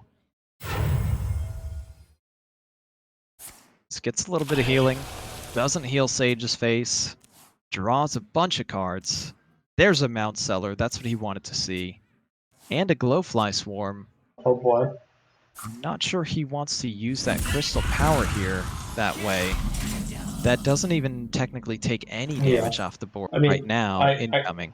Like, I understand he was using it to clear a card from hand, but I think it's so much better to heal yourself here.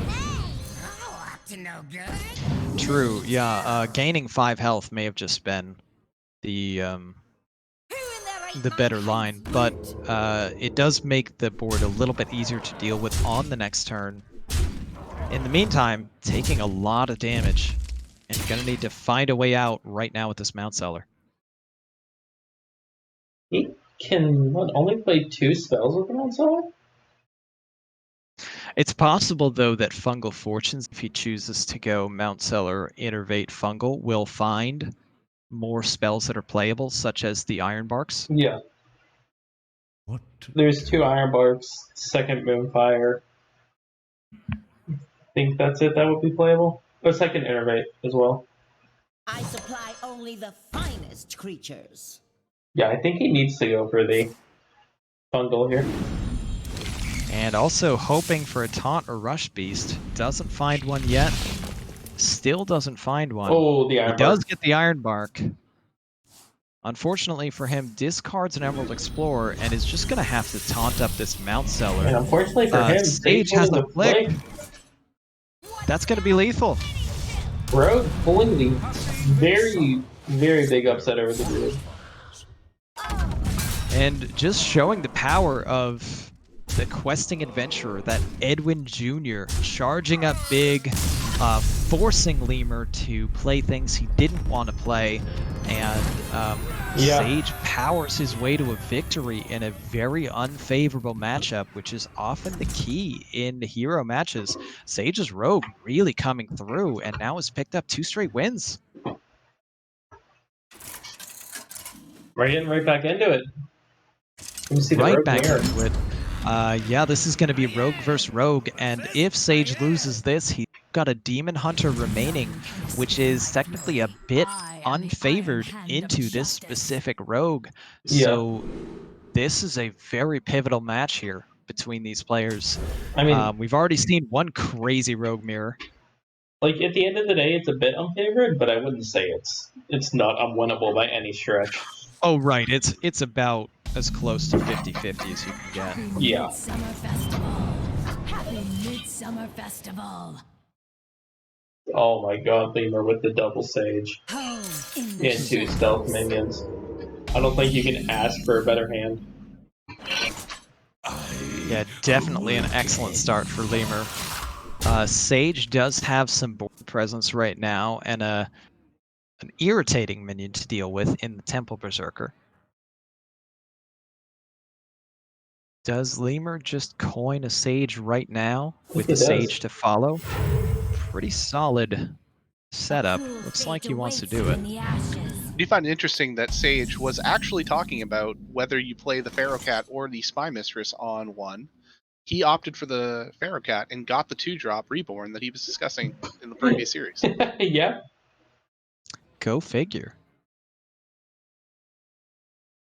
It's very funny. It worked out very well for him. Home in the shadows. And now going in with the Spy Mistress, chooses to dagger to remove the minion on board rather than develop the 2-drop. Definitely a solid play there to take some power away from the board at the moment.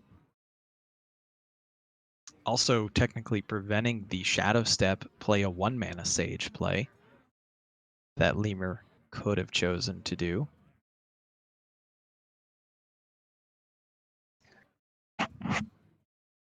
Does Leumer want to play the other Sage right now? Draw more.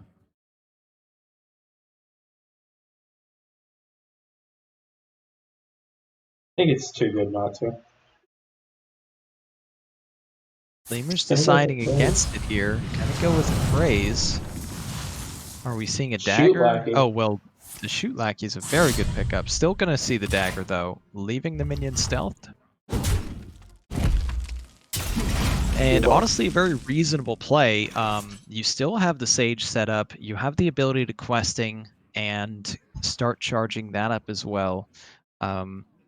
And keeping a pretty strong minion to deal with anything strong on Sage's side of the board. Yeah, that's annoying I'm for going to say Sage. Sage a lot in this matchup. Yeah. Greyheart Sages, Sage the player. Both players with Sages in their deck. Nonsense.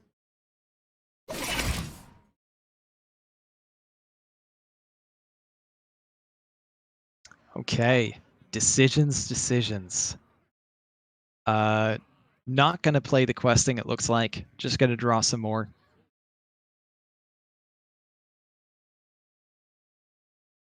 Maybe saving things for backstab, shoot lackey, shadow step targets. Leumer definitely has an excellent setup on his side. Lots of cards, better board, and more threatening options. On Sage's side, he's got a questing, he's got a shadow step and an eviscerate. He can charge it up a little bit, but doesn't really have much to do. I think I like seeing a pass at the end of this turn here from Leumer. And that's what he's going with.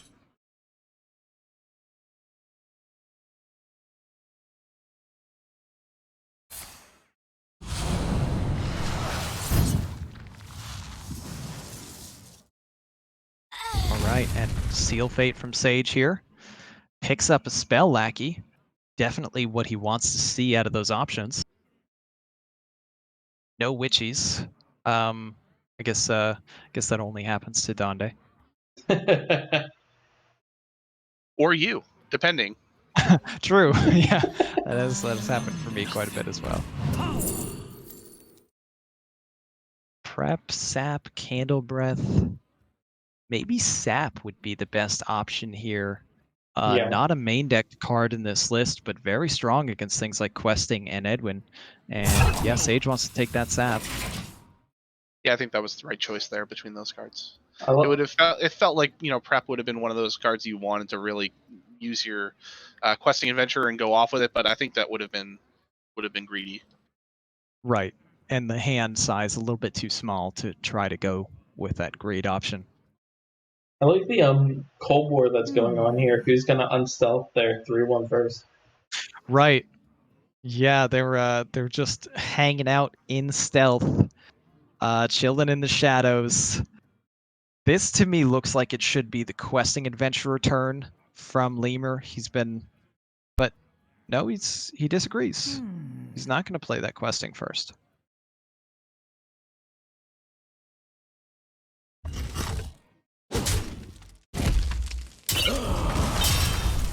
Very curious to see what Leumer decides to go with here.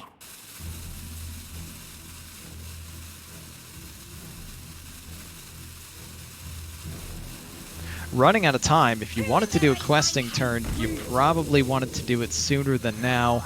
I think that ultimately informs the decision the most. Just gonna generate some more things that charge this up. And realizes at the end of the turn that made a bit of a mistake on hand size, going to burn a card on the next turn. He's going to hope that that's not Kronx or Galakrond. Sage on the other side plays his favorite card, draws a couple things, including an Edwin. And how big can we get Edwin here? Holding a Shadow Step. Very reasonable to see maybe Edwin come down right after a Shadow Step on the Spy Mistress and playing it again. It pushes 3 damage, re-stealths, and charges Edwin up quite a bit. He also has the option of waiting for next turn when it can get huge. So interesting that both players essentially have just been holding back on their Edwins and Edwin Juniors, as it may be. Sage finally, the damage. the first one to go in on charging up a huge thing. And I'm assuming we're going to see that get sapped right back through his hand. My hand is full. Edwin Burns Jr. goes questing. bye-bye. Probably not too bad since he's holding one already. Yeah. Give me a quest. Fascinating to see a sap on either side. We might just see Edwin get sapped, and then the Edwin Jr. on Leumer's side gets sapped right back. Looks like he might take out the Sage. Thought maybe we'd see the Shoot Lackey and the Step and the Shoot Lackey again along with the Backstab, but Leumer really doesn't want to go in to charge this up. No, just looking to generate more value. Interesting. Doesn't need to play the Miscreant right away. Obviously can't immediately, so just going for a 5/5.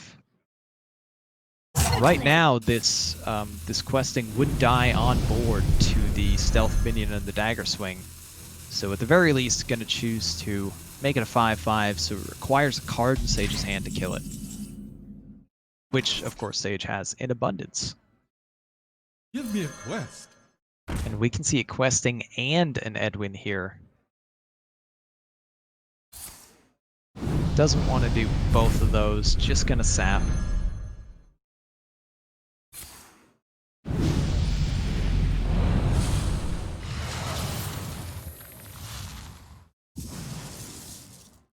Spell lucky. Could he find another sap? Or a Shadow Step to, yep. Yep. Wants to just charge this up Going Assassinate, heavily which right is, now. He could keep getting more Shadow Steps if he wants. And Assassinate is yet another answer to the Edwins or the Edwin Juniors or anything of that kind. Absolutely is. Now, interesting options back on Leumer's side. Just all kinds of nonsense we've been seeing in these rogue mirrors lately.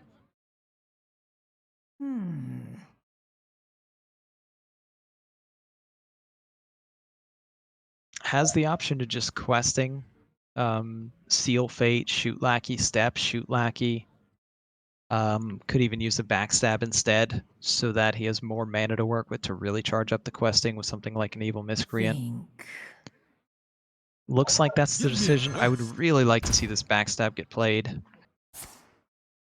And yep, he's going to go in with the Shoot Lackey to clear this. I expect we see the Miscreant come down next. And then hoping for good lackeys, probably playing the Faceless for board presence. Maybe hoping for a taunt.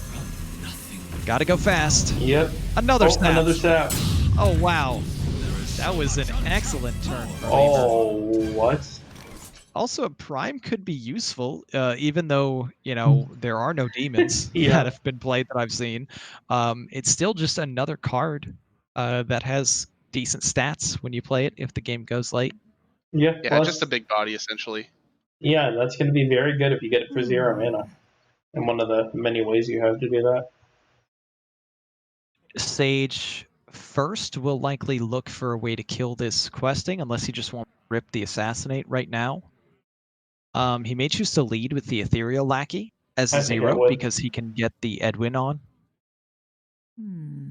I wonder.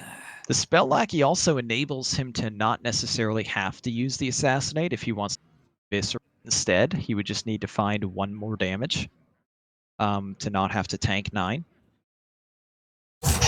No, just wants to Assassinate. Totally a reasonable option. And what's his follow-up here?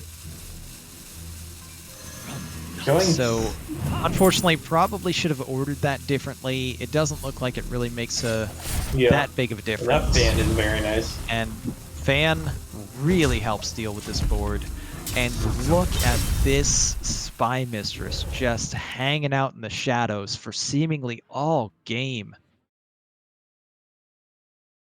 Leumer only one invoke so far. Holding Galakron, could invoke a second time and draw with Galakron. Choosing that over the Togwaggle play. On wings of evil. Oh, never mind. I thought he moused the Galakron. We might be seeing a Togwaggle then. Yeah. And Alex? But which Alex?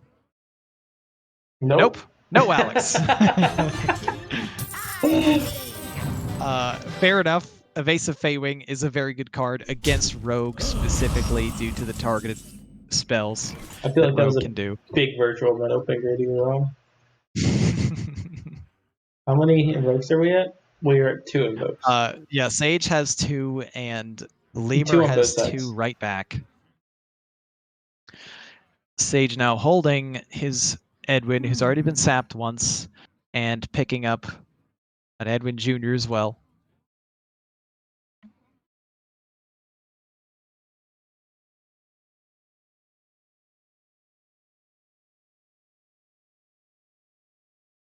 Tense moments between both players here. Think. Sage not holding any invokes, strongly considering playing the Galakron, decides not to. Gonna charge up the questing. Swiftly. Rush Lackey, quite useful to clear off the Togwaggle. That's a 1 mana card, killing a 6 mana card. Seems pretty good to me. I don't know about you. And yeah, absolutely is. And just gonna clear this. Leumer, knowing he's got 8 cards in hand, won't burn a card if he immediately rips the wand. Looking like I thought he was immediately mousing it. Now he's considering maybe a different.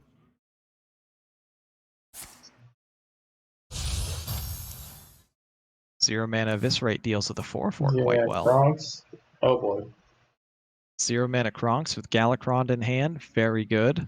Still has not found that final invoke.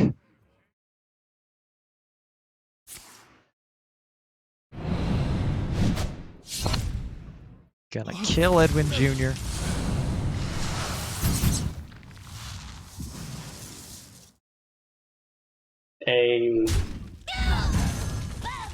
Now we're getting into Donde's area of expertise. Yeah, not a bad Witchy Lackey, in fact, right there. No.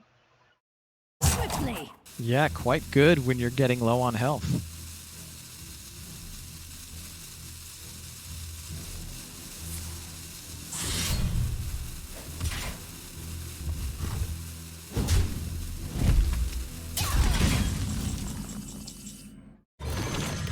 And Sage with his own options here, just going to go with a wand in response to a wand.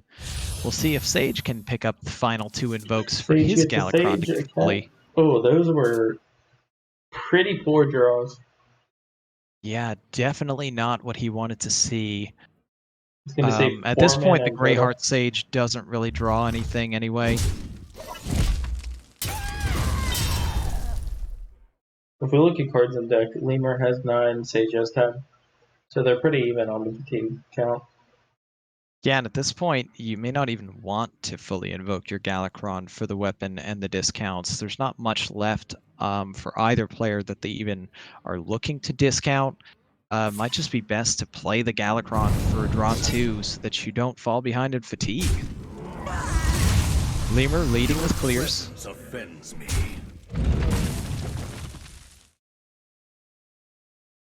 I kind of like seeing Galakron just get slammed here, especially because you have 0 mana Kronks in hand.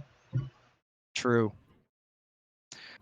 Looks like that is the play to make. Leumer really wants that fully invoked Galakron, it appears. Either that or just wants to go with the board presence right now. Gonna slam some minions, see what happens. I mean, definitely that 5-2 weapon is very nice. Oh, that's Wow. really good for Sage. A cruel fate Taunty awaits Bear is a from good the card. ashes. And looks like we're going to see an Edwin here, though. The sky. Which Sage is going to be very sad to see. Leumer has the second sap. Right. Edwin can get absolutely insanely huge here. And this is going to be really bad news for Sage. Going in with all of this card draw, or all of these 14, resources, 14? I should say. 16. 16. Oh, wow. And there's an Edwin in return. I think this is a pretty easy sap.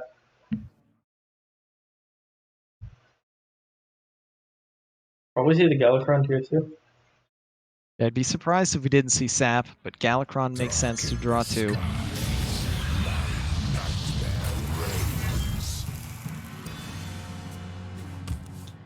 Draws Miscreant and Eviscerate, pretty good cards.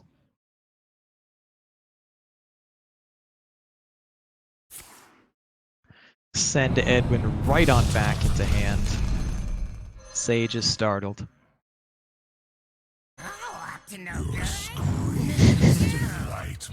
And emotes the threat.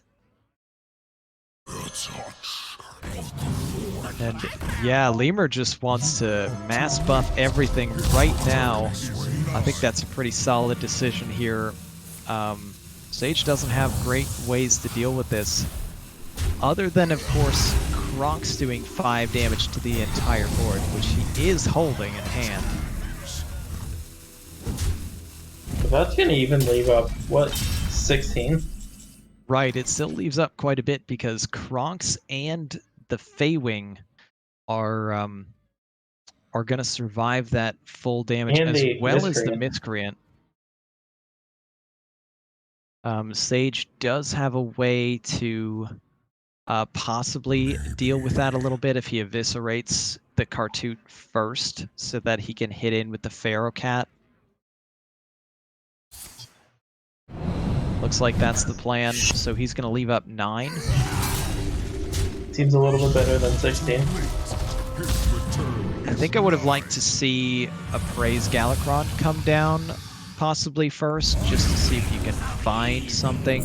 Oh, or a that was Praise a snap Galakrond hit. here as a leadoff instead of the Draconic Lackey after playing Kronk's to look for something like a Shoot Lackey that could clear this. Man, Just going to hold it back. man, I'm kind of upset. Sage picked that DQA so fast I couldn't even see if he had Deathwing offered.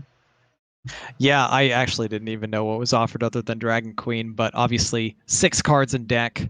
He probably doesn't have duplicates left anymore, and that's a very strong card. I just wanted to know if I could bother him about passing. Leumer, I think you may have just found lethal. 4 + 8, yeah, that's Yeah, that's lethal. That's a lot of Shoot Lackeys That is with that Eviscerate. the triple Shoot Lackey always feels so bad to die to. Yeah, definitely not something that, you know, Sage could have very effectively played around, and Leumer picking up a big victory there in the Rogue Mirror, and now it's down to the best words in Hearthstone. We are heading to a Game 5. Oh man. You see Sage's Demon Hunter versus Lemur's Rogue. And I do believe that Leumer will have the very slight edge here. Yeah. But this can definitely go either way. It often depends on whether or not the Rogue picks up the early stealth or the Demon Hunter picks up the early aggression. And the Edwins and the Edwin Juniors have a lot to say in these matchups as well. Of my prey. You cannot hunt a demon hunter. I imagine Sage is going to keep the Berserker and toss the rest. And does. Oh my god. Lot of options. That's the kind of opening hand you're looking for. Home in the shadows. Yeah, Sage definitely has all of the aggressive things that Demon Hunter wants to lead off with.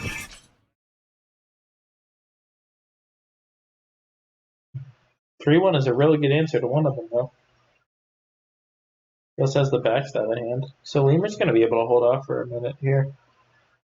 Yeah, and most likely Leumer will dagger on the next turn and plan for a backstab Miscreant to follow. Grows short. Sage just getting the Umberwing out here. Interesting choice from Sage to just hold off with Umberwing. I mean, that plays right into the turn that Rogue wants to make by daggering and killing a minion. He does have the weapon equipped now. So we'll see what he does with it.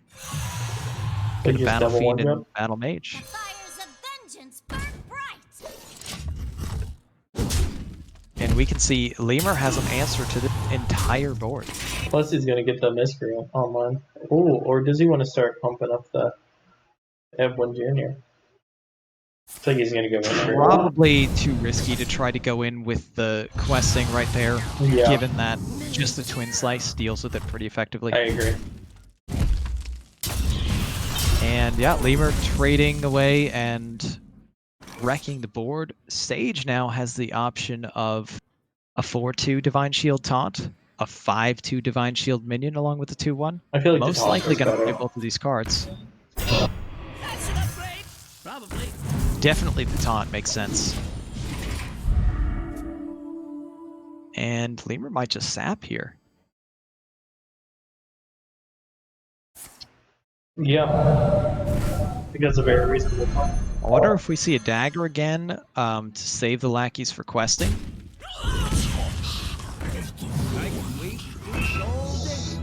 Oh wow, that's Matt Interesting Pagel. He is still, in fact, in standard. Just because no one ever plays him doesn't mean he isn't an option. And occasionally you see him pop up in games because Faceless Lackey can summon anything. I mean, That's listen, unless he would get Hall of Fame for some odd reason, he's gonna be in standard forever. Sage, clearly threatened by the gnat, gonna kill it? No, just kidding. Man, I mean, does Pagel draw the card? yes, He He does! if nothing else, he's a bit of a nerf to evolve effects or random effects. Yeah. We saw here. Yeah. Sage showing his displeasure that Leumer drew a card immediately off Pagel. I don't know how much of a nerf that really was. Getting the card draw for that's not terrible. And it's gonna stick around. It could really start going off. Yeah, and with 4 health, it's kind of obnoxious to deal with. Sage now, obviously, priority target is the questing. As we can see, he didn't have a way to deal with it before the top deck, but the top deck almost certainly gets played to kill this.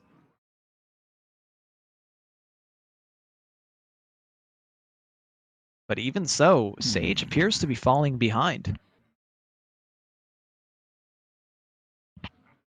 Having to clear the questing adventurer with 2 lackeys on board and Togwaggle in hand for Leumer means Sage could be in a lot of trouble on the following turn.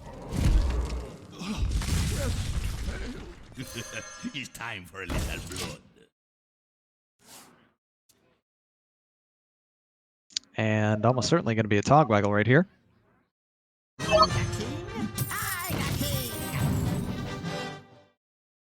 So it is. Yep, Sage is running out of gas very quickly here.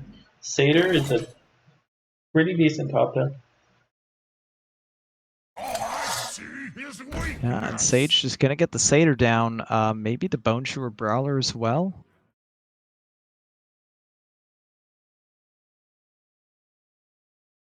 Considering the second slice.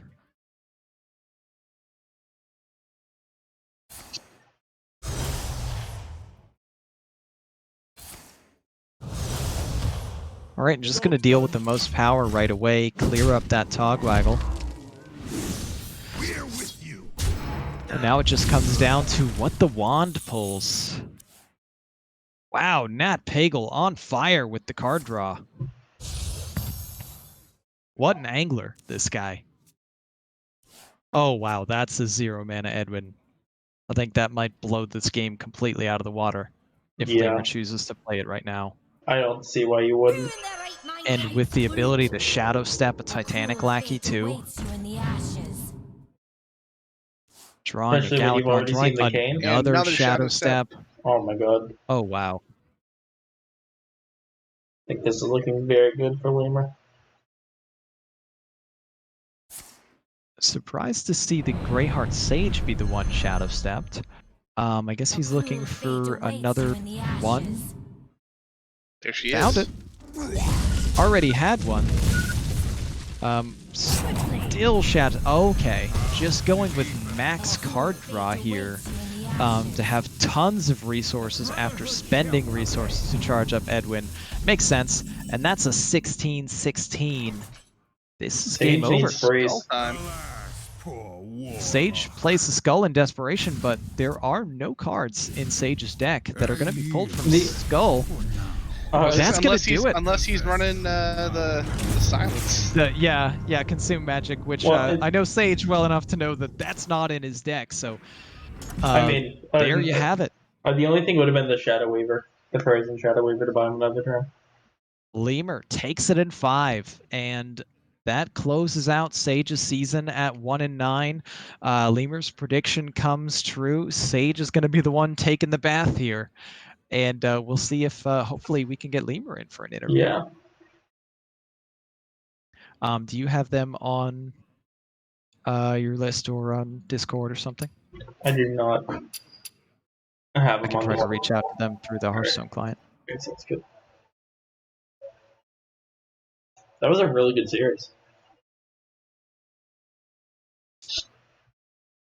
Sage added. Oh, Wow. perfect. I added Leumer.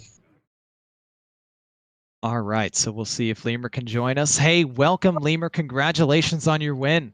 Thank you so much. It was really hard fought, and the entire reason that I won was strictly because my wife got me to sit at the Leumer exhibit for 5 That's incredible. I gotta say, I just gotta say, Leumer. That was super good series, though, Sage. That was super down to the wire. I did not, in a million years, think you were running fucking sap in your rogue. Not just that, but like 2 copies. I was like, okay, it's probably just one of just to, take care of like one good dude. No. Bro, I couldn't hear you. I had you muted. I must have had you muted from like 6 years ago. Nice. Well, that was very well played. It was an entertaining series on both sides. Definitely the sap inclusion is what Sage was talking about for you, Leumer. Absolutely. He was absolutely caught off guard to see those saps, and it really paid off, especially in that rogue mirror, as you were able to just bounce back giant threats. And also the in the Demon Hunter matchup, sap came in clutch, bouncing that taunt. Yeah, it was super good. I put down that 4-2 with taunt with Divine Shield and was like, perfect. Every time I encounter this against Demon Hunter as a rogue, I just like fold. So perfect. This is exactly what I needed. And you sapped it, and I was like, oh no. Oh yeah, no, the sap was super fantastic. I had to figure out a card because the fantastic person that she is gave me her rogue list, and it included a Togwaggle scheme. And I had looked at your classes and was like, it's not very good against your classes. So I was like, all right, sap seems pretty okay. And in it went, and it made the difference. Nice. Yeah. It certainly did. I actually picked up a sap off of a Discover effect, and was like, this is perfect for this matchup. I can just throw a Edwin or a Questing or whatever back into your hand, and not have to worry about it. But when you just played a sap that you hard ran, I was like, oh shit. Oh, he knew. It was very interesting to see wins and unfavorables, especially that Druid getting beat by the Rogue just really shows the power of what I like to call Edwin Juniors to go along with Edwin. Double questing really showing off its strength in this Rogue list. I got completely pushed in that match. That was just insane. I even drew the dragon off the Breath of Dreams, and I was like, oh, I'm just going to high roll him, and then just completely got pushed.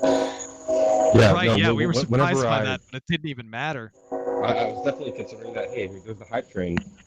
Whenever I saw that you got the dragon off the Breath of Dreams, I was like, all right, well, I just have to go into questing now, or else I'm going to lose. So I ought to just try to make it as big as I can. And so I did, and it really worked out. You had to put a lot of resources into removing that first questing, and that really did. Yeah, it was something like double Bog Beam Moonfire, right?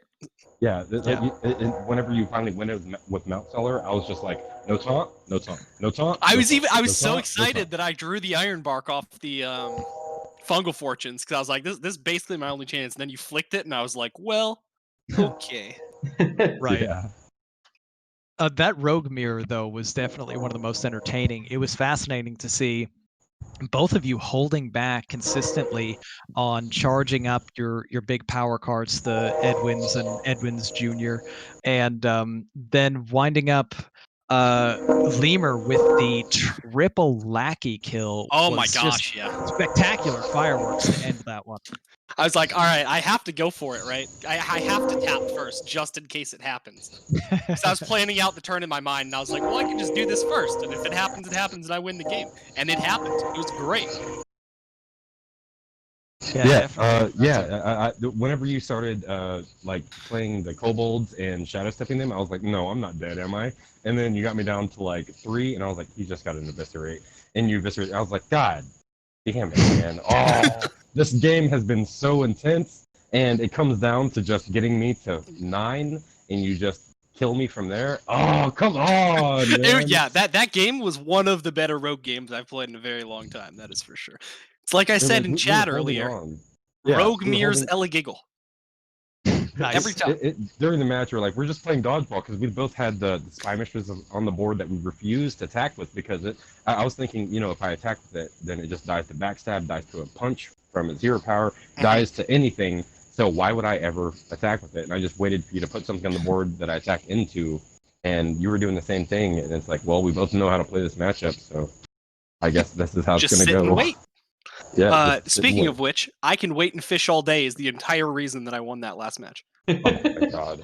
I can wait. Pagel, quite the angler. Yeah, just pulling cards over and over. It's insane. Oh yeah, I rolled it and I immediately spammed Sage with I can wait and fish all day, but separately, so it would come up over the course of his turn. It was very tactical. I'm playing on mobile, so it took up my whole screen. Oh, genius counterplay to Sage as well. Exactly. Well, definitely all credit to the lemurs at the zoo. You clearly had the right prep strategy from the get-go. Lemurs, is there anything in particular you want to say, shout-outs besides the zoo, or any other things that you want to talk about? Absolutely. I would love to shout out my team. Spies That Flies is obviously phenomenal. The biggest point of Spies That Flies that is just great. I was actually the first ever member of Team Hearth League when Jedi Ninja formed I'm so sorry, Team Hearth Legends. Back then it wasn't. Now it's Team Hearth Legends. When the league was formed, and the thing that I have always loved about it is the community that it formed and the people that you can meet along the way that you just would have never encountered if it weren't for this fantastic league that we have. League format series. Yeah. Yeah, league format series. It's very, very phenomenal. And I found that this season with Spies That Flies, every single person on the team is a hard worker, and every single person on the team really wants each other to perform better and be better, and it's a cool environment to be in. So definitely shout out to them. And of course, our indomitable captain that you might find in the world of Azeroth playing World of Warcraft. He is phenomenal as well, and very, very excited that he picked me up this season on obviously his recommendation. So yeah, shout outs to them. They're great. And then thank you guys for running Saloon as always. It is definitely my favorite new content show that I've found since coming back to Team Hearth Legends. Oof. Oh, awesome. We greatly appreciate that. Yeah, absolutely. Well, except Donde, I guess who wished that you said Hearth Center. Oh yeah, I'm so sorry. I guess I'm gonna have to go warm up the bath, man. Yeah, that's right. I mean, if I don't get a Discord call with you with like a glass of wine laying in the bath like Geralt of Rivia style, man, I don't even know what you're doing. Can I get that call too? Stream it to the channel. Oh yeah. And this is how the Twitch channel gets banned. Absolutely. Thank you guys for having me. We had a good run. Thank you. Well, thank you so much for coming on, Leumer. We really appreciate you on the stream, and congratulations again on your win. Congrats to Spies on such a killer season, and wish you all the best going forward. Absolutely. Thank you so much. See you guys. See you. Have a good night. Have a good night. All right, so that is going to just about wrap our marathon stream up. Before we do, though, I want to shout out our other shows we have. Tomorrow night we have Hearth Center. Donde, do you want to, anything special going on? Well, I mean, we are going into the final week of the pro regular season, so we're going to have a lot of discussion about the playoff race, which has, as of right now, is still pretty tight for that anywhere between 2 to 6, those 2 to 6 ranked teams. So should be exciting. Yeah, definitely. And who's going to be on it tomorrow night? The classic crew of myself, Mako, and Lotus Knight. All right, sweet. And then Thursday we have Tavern Talk, and well, Ron, you're more in the ins than I am. Who's going to be on that? As far as I know, it's still the second week of Myanodon hosting. Okay. If not, Brushy Tuna will be guesting, and of course, you have your constant crew of Desharmo and JR Juggernaut that are going to be hosting that show. Yep. And then, of course, we have our usual match streams this weekend. Friday Night Fights, Saturday Showdown. Salty Saturday, Sunday Showdown. Then Saturday or Sunday Schoolstone. One of those days. Unknown which day it will be for Schoolstone yet. We are Yep. still looking for matches too. So if anybody is interested in playing on any of the nights, looking for playoff matches, looking for impactful pro matches, obviously Wild has wrapped up at this point. Impactful hero matches as well would be fantastic. So anything that we can, that we can broadcast, if you're interested, please send a DM. Or Yeah, definitely. And then, of course, also keep your eyes on the content announcements in the Discord to see when the matches are. And then coming back around to Monday, we will not be having the brand new show Wild and Out. Since Wild Series has concluded officially, we have a champion and sunk my hattleship with board member Arhat getting his first ever title along with A2 Battleship and Bill Snyder. Yeah. Keep your eyes peeled for the Wild Series to return in our next season. For now, we should have no shows on Monday, but there's always a possibility of more things coming up in that freed up window. Yeah, and then also, we've been talking about the Hero Series playoff race a lot. If you're interested to keep track of how that's going, just check in the Hero Series channel in the Discord. I'll be spamming that all week long. And yeah, always that's about it. All right. Thank you all for tuning in for this very good night of content. Absolutely. An extra long night. We really appreciate all of you around and kept watching. We had some pretty entertaining matches on the docket, and I think they lived up to the expectations. Really love all you guys who tune into Saloon and our bar fights, especially when they go extra long and we're all tired at the end of it. But thank you again for hanging around. I am both drunk and tired. I am so ready. All right. Well, yeah. You're ready for your bath, right? Oh, yes, I'm very ready for my bath. Yeah, and thank you all for tuning in. I love all of you guys. I hope you enjoyed that. Yep, and Donde will be seeing you guys tomorrow night at Hard Center. Sure will. Oh, yeah. Take care, That's right. everybody. Make sure to tune in. Good night. Have a I've good been night. Sage.